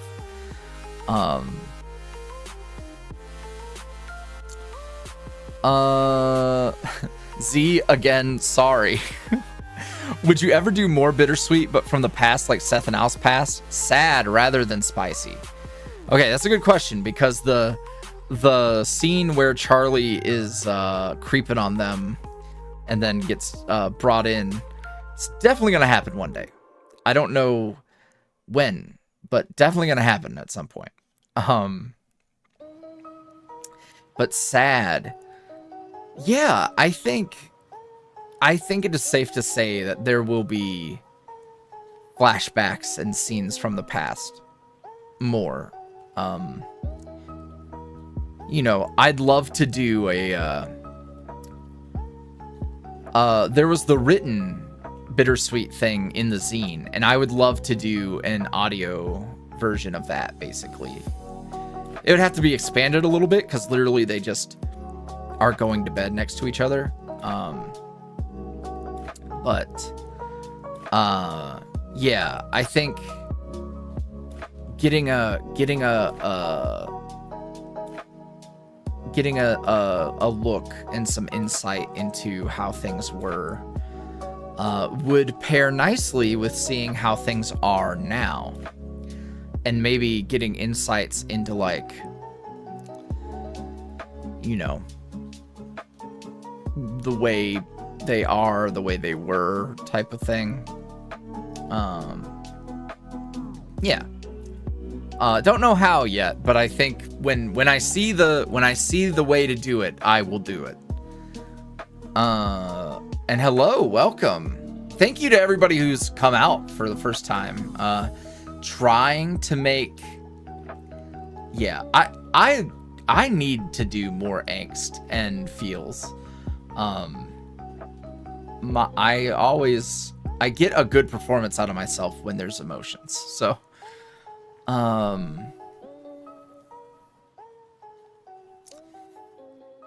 who's the strongest out of all the Yuri boys? Charlie is, I feel like Charlie's the weakest. Yeah, I would say Charlie's probably the weakest.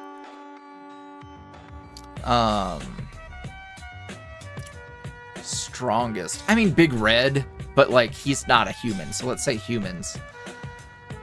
Like Seth probably has the best bench, like he can probably squat the most.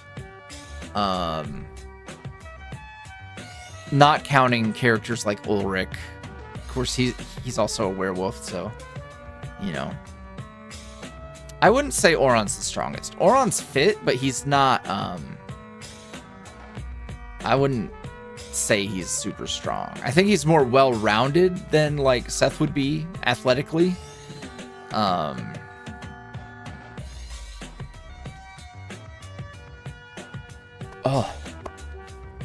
Excuse me. Rat King asked, how well do either Alphonse or Seth handle their anger? I can see Alphonse being a bit destructive and being self-destructive in a way. That feels about right. I think Alphonse was much more impulsive in earlier years. So him being like the first one to raise his voice, that sort of thing, probably him. And Seth, with Seth, it's always inward. Like it's always him, right? Like he puts the blame on himself and will be mean to himself before being, outwardly angry at someone. And Taylor asked, would we have shot Derek? That is up for you to decide. I never want to be like, yes, your character willfully killed a person. Unless it was like it's a little too late and bittersweet for me to make such a big decision for you, the listener.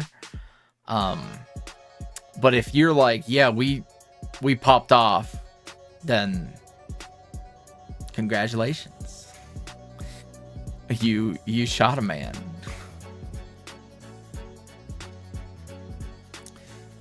Oh.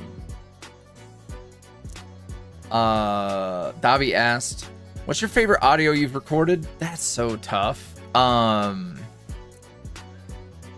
I think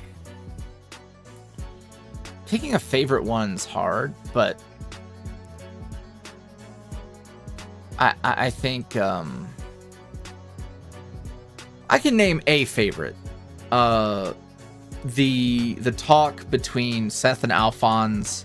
I always forget which episode of Chapter 3 it was, but with the Starry Night visual. Yeah. That one, man, I dug deep and it got so much out of me because, like, my relationship with my mother has not always been great, and I have gone through periods of harboring resentment and frustration and hurt. And yeah, it got me. It got me where I needed to go for Seth. 'Cause I cry when I write some things. But I don't always cry when then I'm recording. But I felt it as I was ramping up and getting to those parts. Like I hit it. And so yeah, that one's very special to me. Because I'm like the most proud of that, because I was able to go places that, when you think ASMR roleplay, you don't necessarily think about a script taking you somewhere that deep. But yeah, it was good. It was good.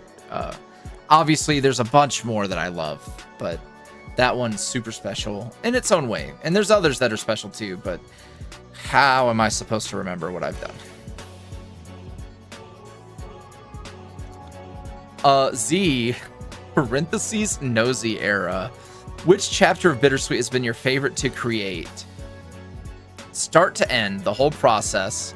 And which has been your favorite to see audience reaction from? Including specific episodes, please don't mention the car. Chapter 2 was magical to me, because that was when it all came together. Because when Bittersweet started, it wasn't even Bittersweet. It was just a series of Alphonse that incorporated Seth. And then retroactively, it got a name and it was like, oh, it's a whole thing. So with Chapter 2, I had a vision for how it was going to go. I outlined everything and it all really came together. I was so excited. I knew where the cliffhanger was going to be and what was going to happen after that. So yeah, that and chapter 2, there, what I really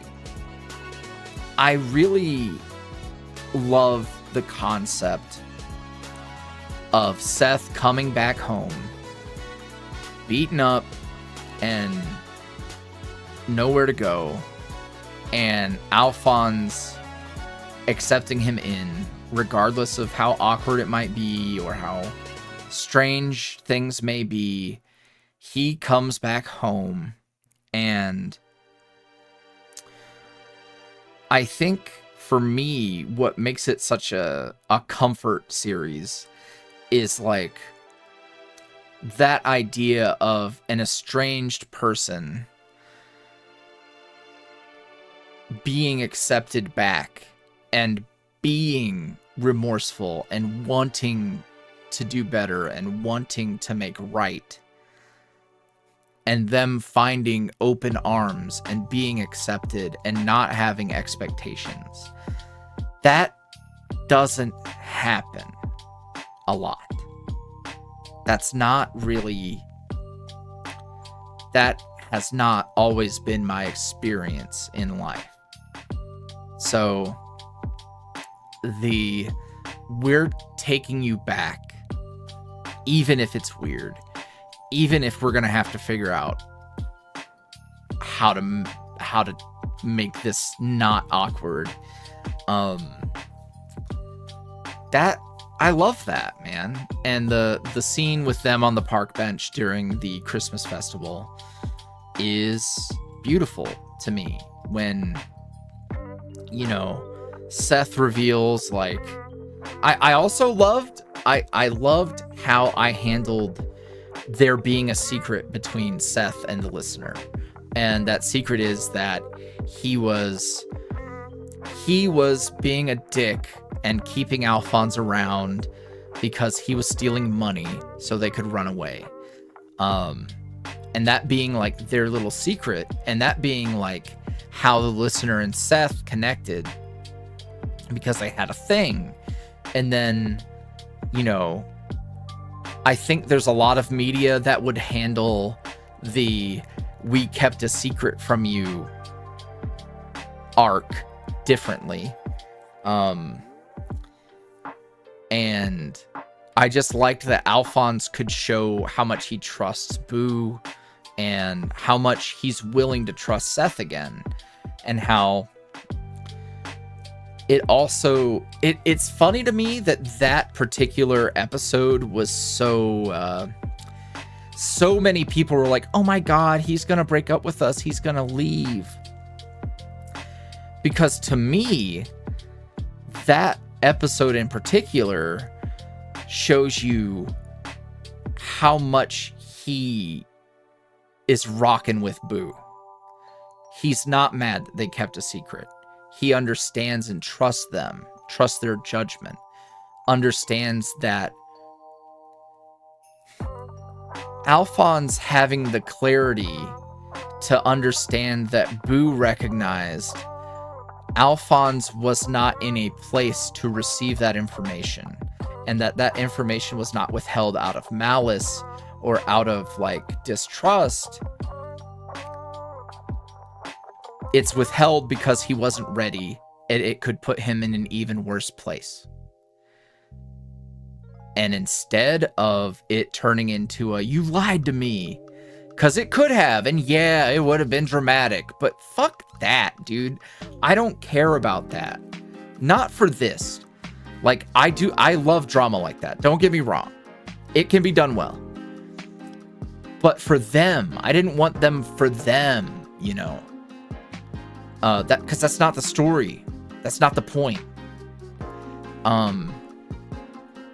So for Alphonse to just kind of let it roll right off of his shoulders and be like, listen, you did what you did, and your intentions were what they were.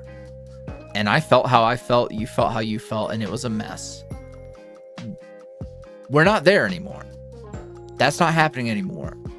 And that information doesn't change the way I feel today. It doesn't change the way I feel about my significant other. It does not change the way I feel about you.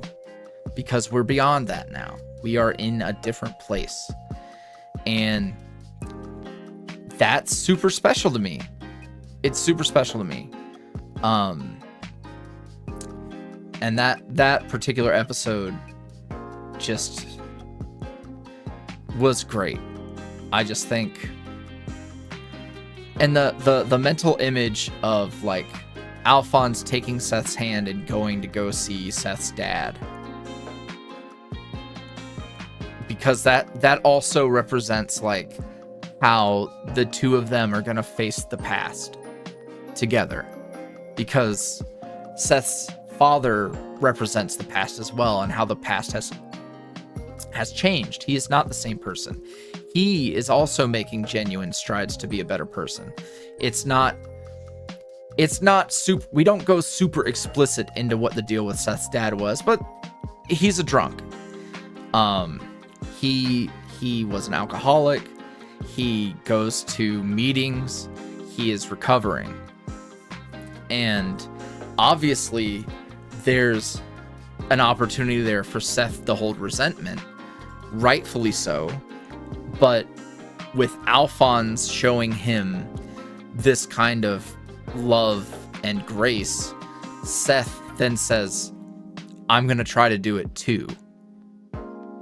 And it's why even in chapter 3, when Jesse, like when he's done with Jesse, he doesn't want to just walk away on those terms that he was about to walk away on. He wants to see her again. He wants to make sure she's okay.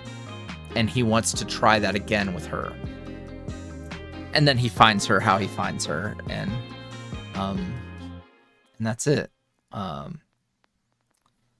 Yeah, so I don't even know what the point was, but yeah. In terms of audience reaction, I think the time that I was most psyched for seeing the audience reaction was the whatever episode it was, episode of chapter 3 that has the big gunshot cliffhanger, and Finn and everything like that. That was huge. It was huge. So much work went into that. Like Thu and Jackie went out of this world to make that happen. So getting to see that was the most like cinematic thing we've ever done. And it was scary too. Like I think I was also the most anxious for that, because that, and then Finn's involvement and everything, it was, we make the leap from, a modern drama to like a like urban fantasy. And that fantasy aspect, while sprinkled throughout with little nuggets, was not heavily implied. If I could do it all again, I think I would set it up more. But it is what it is. And yeah, so I was anticipating the reaction the most for that, for sure. Yeah. Malice asked, how much has Bittersweet helped you with venting? I mean, if it had helped, I'm glad you have a way to let things out. Man, it's been good. I think so much of the journey has been like, I didn't know what I wanted to say. And as I started to understand Seth and Alphonse's relationship, I realized that like there were things that I feel the need to share. There were things that I felt I could do with this story that I don't see in a lot of media. And I wanted to explore that. I think for me, one of the things that I've had to work through throughout life the most has been conditional love. Like a lot of like literal, like you have to do these things on this checklist or I am abandoning you. From significant others, from parents, from the people who should be more willing to let you be who you are.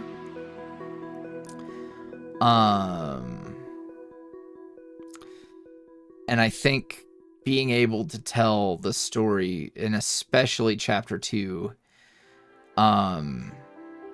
was good. It was good. Because yeah, like it is fictional. And yeah, it's hard to find that level of trust and acceptance in your day-to-day. But I think, you know, I've wanted to emulate that, and I've tried to emulate that. And it's not easy. You know, I get hurt and I hold resentment, and there's bridges that'll never be unburned for me. Because I'm not perfect. And I don't think leaving bridges burned is even a good or bad thing. I think only you know what you can handle, right? Only you know when that door can be opened or cannot. And that's fine. But it just helped. It helped not just for me, but like I think I started to really understand my audience. I noticed a lot of shared experiences. So I felt like there was an opportunity to offer a story that would resonate with people in a way that others might not.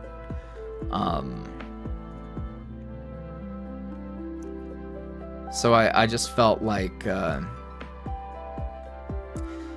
it would land, and I'm glad it did. And yeah, so Bittersweet's very special to me. And it is why I'm so touchy about the poly question, because like if your big if your big end game is like trying to find out if they're all fucking and in a deep romantic relationship, then you've missed so much. And it's all the parts of it that mattered to me. And I feel that a lot of those themes were very thoroughly explored. So for it to boil down to like, I need this confirmation, it doesn't feel great. So that's why. That's why it's a little touchy for me. Goops the Cat asked, will there be any videos of when Boo and Al met, or is it already out there and I just missed it? Yes. So Bittersweet starts into their relationship, but technically, and I probably should come up with some sort of compilation for a prologue of sorts. All of Al's early content is mostly canonical to Bittersweet, so it's there. It's just not called Bittersweet. I haven't come up with a solution for that. I think maybe what could be cool is doing a compilation video of early Alphons. I think that could be a lot of fun. I'm going to write that down because it's actually a pretty good idea. And a good excuse to do early Alphons art. Alphons early content compilation. All right, I got that written down. And Z again asks, has a positive audience reaction to the characters you've created and put pieces of yourself into, not just in regards to Bittersweet, had a positive effect on how you perceive yourself? Like, has seeing your boys be accepted and loved made you feel appreciated and validated? Yeah, I think in a way, for sure. I try to keep guardrails on, right? Like, I can't take it too personally, right? Because, like, these are, like, fictionalized, beautiful boys who are sort of an ideal, etc. But, like, I think what has resonated more is when, like I was saying about the feeling like I had something to share that would resonate with people. I think what has felt the most validating is, like, knowing that a lot of these feelings that we're talking about and that ended up being so important to me that I didn't even realize were important to other people too. So, like, it's a shared experience. Like, these feelings are not singular. That kind of, like, loneliness and fear of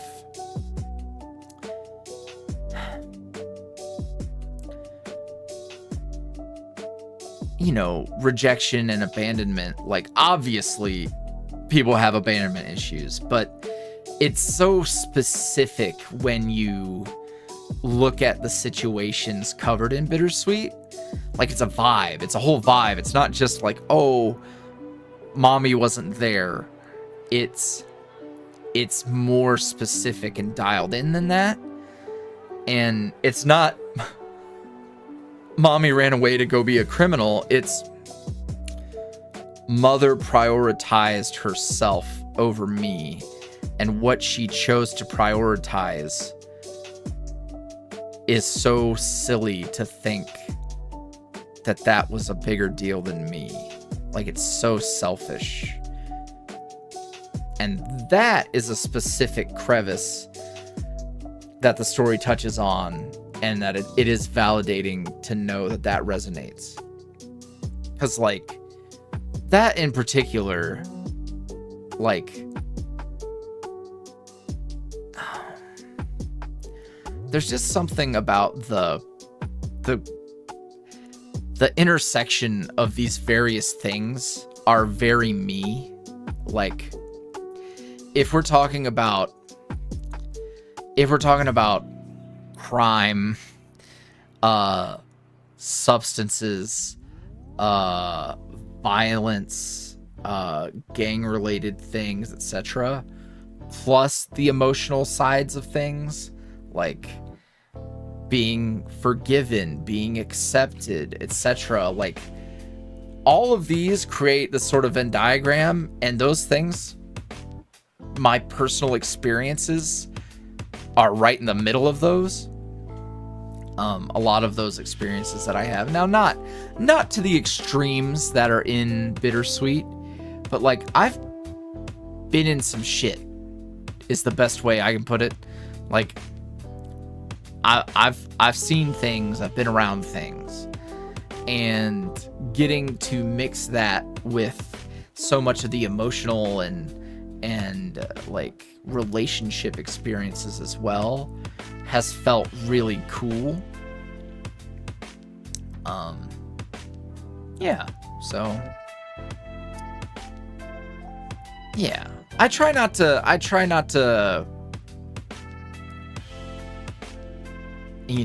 think Oron is, I talk about how Alphonse and Seth are very self-inserty for me in different ways, but Oron, he touches on a lot of who I am today versus how Alphonse and Seth are who I was. I tell people all the time, like, Alphonse's love languages, like the way he's jokey and silly and a little grabby and whatever. Like, that is so me. Like, that is so natural for me to write and to perform. Like, that is very much how I present in those scenarios. But that's just a very kind of like narrow path. Where Oron is like, Oron is my fear of losing control. Like, and that's a very present and current anxiety of mine. I don't, the phrase controlling, that's not the kind of control I'm talking about, but like losing control of your circumstances, losing control of your plans, losing control of expectations and stuff. Like, that is a lot of Oron for me. 'Cause like, I think part of what gonna get a little spicy, don't be weird. So a lot of what I think makes a dominant person like Oron is in his relationship with Rook, something that I think is a natural hand-in-hand thing is this is a person who feels secure when they control circumstance, and that security is important. And to do it well, that security has to be mutually given between two people. And Oron has not shared control with someone like that in this kind of way that expands beyond a fling. And that, yes, this is a very spicy thing we're talking about, but I think those premises do expand beyond that. I think that control is the desire for control tends to grow from a place of seeking security and seeking safety. You want to be safe, therefore you need to control the circumstances. You need to control the situation, because if you lose control, you cannot guarantee that you will feel safe. And at the heart of Oron, that's him. And it's taken a while for me to show that to people, because at face value, like, it's why it always bothers me a little when people are like, oh, I never liked Oron, like, he's scary, or he's a huge cliche, which is like, yes, that's the point. Like, he is supposed to be that, and the goal is to show you why, and to explore the why, and to flesh him out beyond what he is at first glance. That was the plan. Now, not to say that it isn't fun just to have a walking cliche.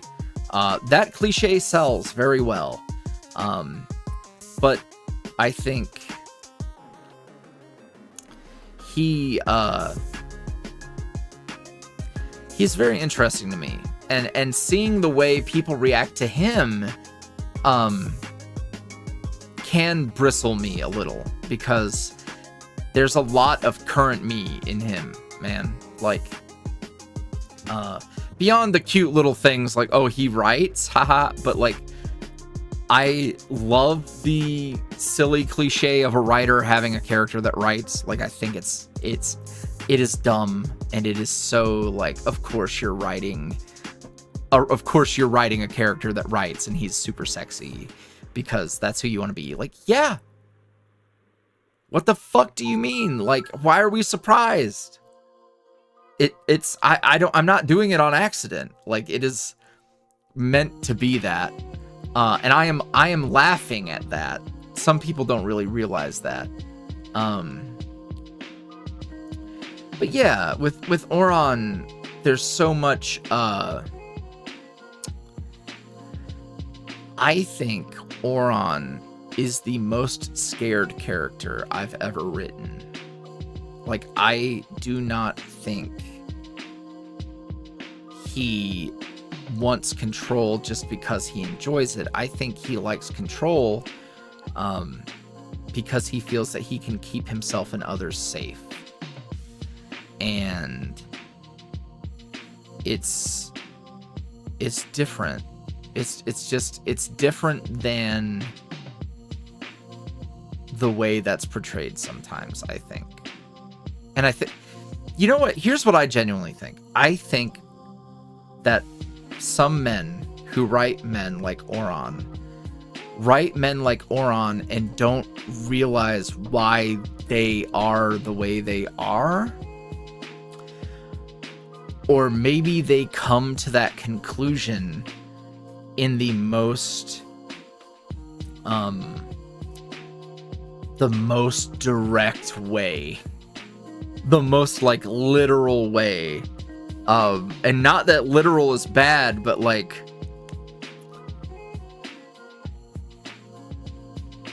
I don't know. There's a lot to dig into there. And it's not like I'm not recreating the wheel or anything. I'm not some, I'm not special for looking at a character that way. But but yeah, I like Oron a lot, and I think we're gonna see what happens in Shattered. We're gonna see what happens. I think it is very safe. It is very safe to say that Shattered is definitely like control as a theme, and Oron's anxiety about losing it is like the point. Like that is I'm spoiling that. Like, that's what we're digging into with some surreal horror elements, some very fun things. Yeah. Okay, we got some more questions. Mal asks, can you only relate to or with what happens in Bittersweet, or is there a little piece of you and your experiences in all the stories? Well, I mean, I just shared a shit ton about how Oron is like also me. I think also with Finn, especially like Finn as he's known now, and what we're gonna see in Echoes, you're gonna get a lot of I don't know how much I can really say about that, but that theme of control is shared between Oron and Finn. They are alike in that way, in that Finn is like Oron's whole control thing, but like, imagine the stakes are so much higher. Imagine like the anxiety of what you control being like literal fucking like afterlife spiritual shit that could have a huge impact on the world around you. So I think that's a purposeful connection between those two. Yeah.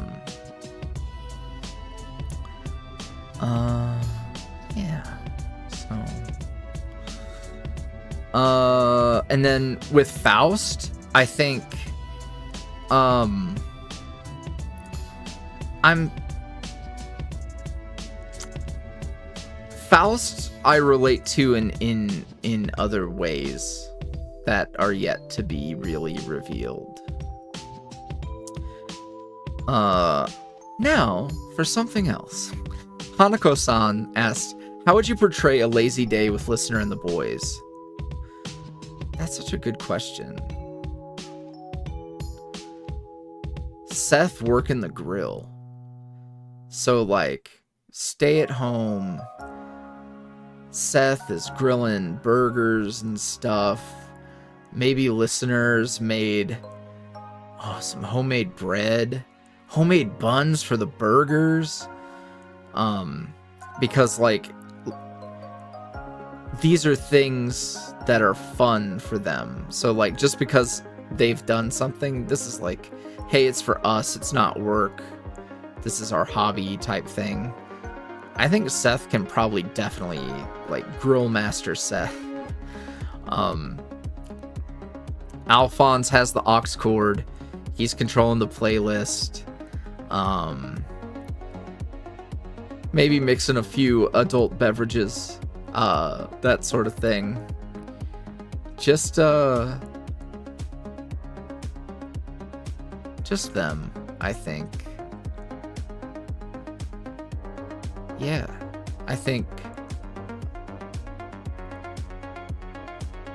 I don't know. I feel like their version of a lazy day is just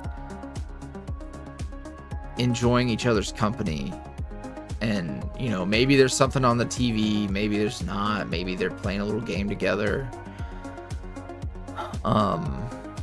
Yeah, I like that. I'm also really hungry now.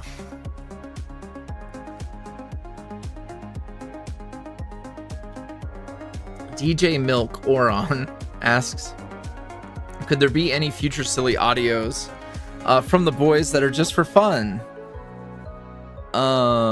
Let's see. Yeah, so what I think is great is like doing the YouTube shorts.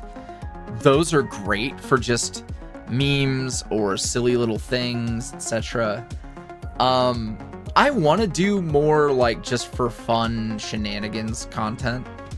But also like I'm just focusing on trying to get my regular routine back in order. So, you know, not thinking too far beyond that. But yeah, I think especially with like the Bittersweet Boys and with Lucian's great for those. Like, yeah, when it matters and when it's a little bit of levity and fun.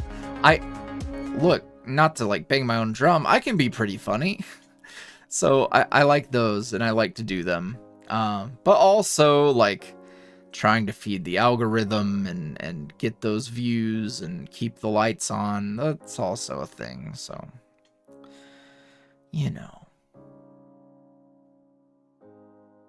All right. I think that's about it.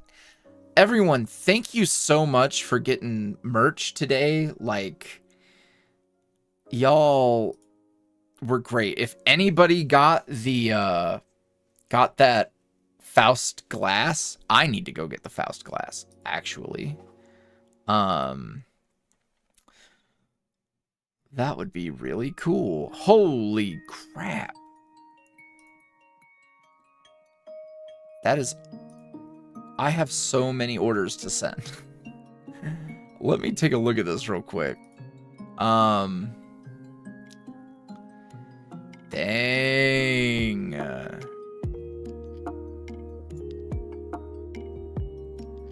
Y'all rock.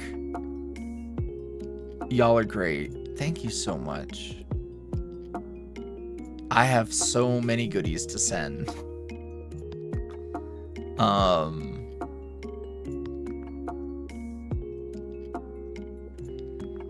Y'all are awesome. That's rad. I'm not getting emotional. You're getting emotional.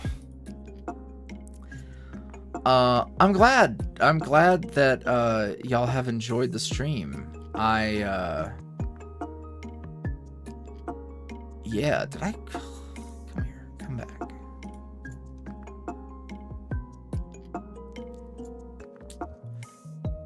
Yeah, I guess that's about it. Thank you all. This was a lot of fun. I'm sorry that over the past, ever since the stream like crashed and came back, was there ever any lag or weird shit for anybody? Because I think maybe it's fine. That might have all been YouTube, which would make a lot of sense, actually. Okay, so maybe that was it. Well, thank you all for joining. I appreciate you guys. I will come up. I think maybe next week.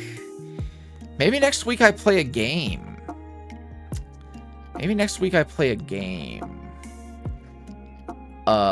Yo, I'm ready for these playlist streams. Character playlists. When I think what I'm gonna do, because I'm having Thu cook something up in relation to playlists. I might, maybe we do those on stream, or some of them on stream. I think that would be fun.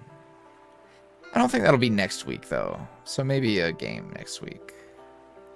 I'll figure it out. I want to keep the habit of weekly streams.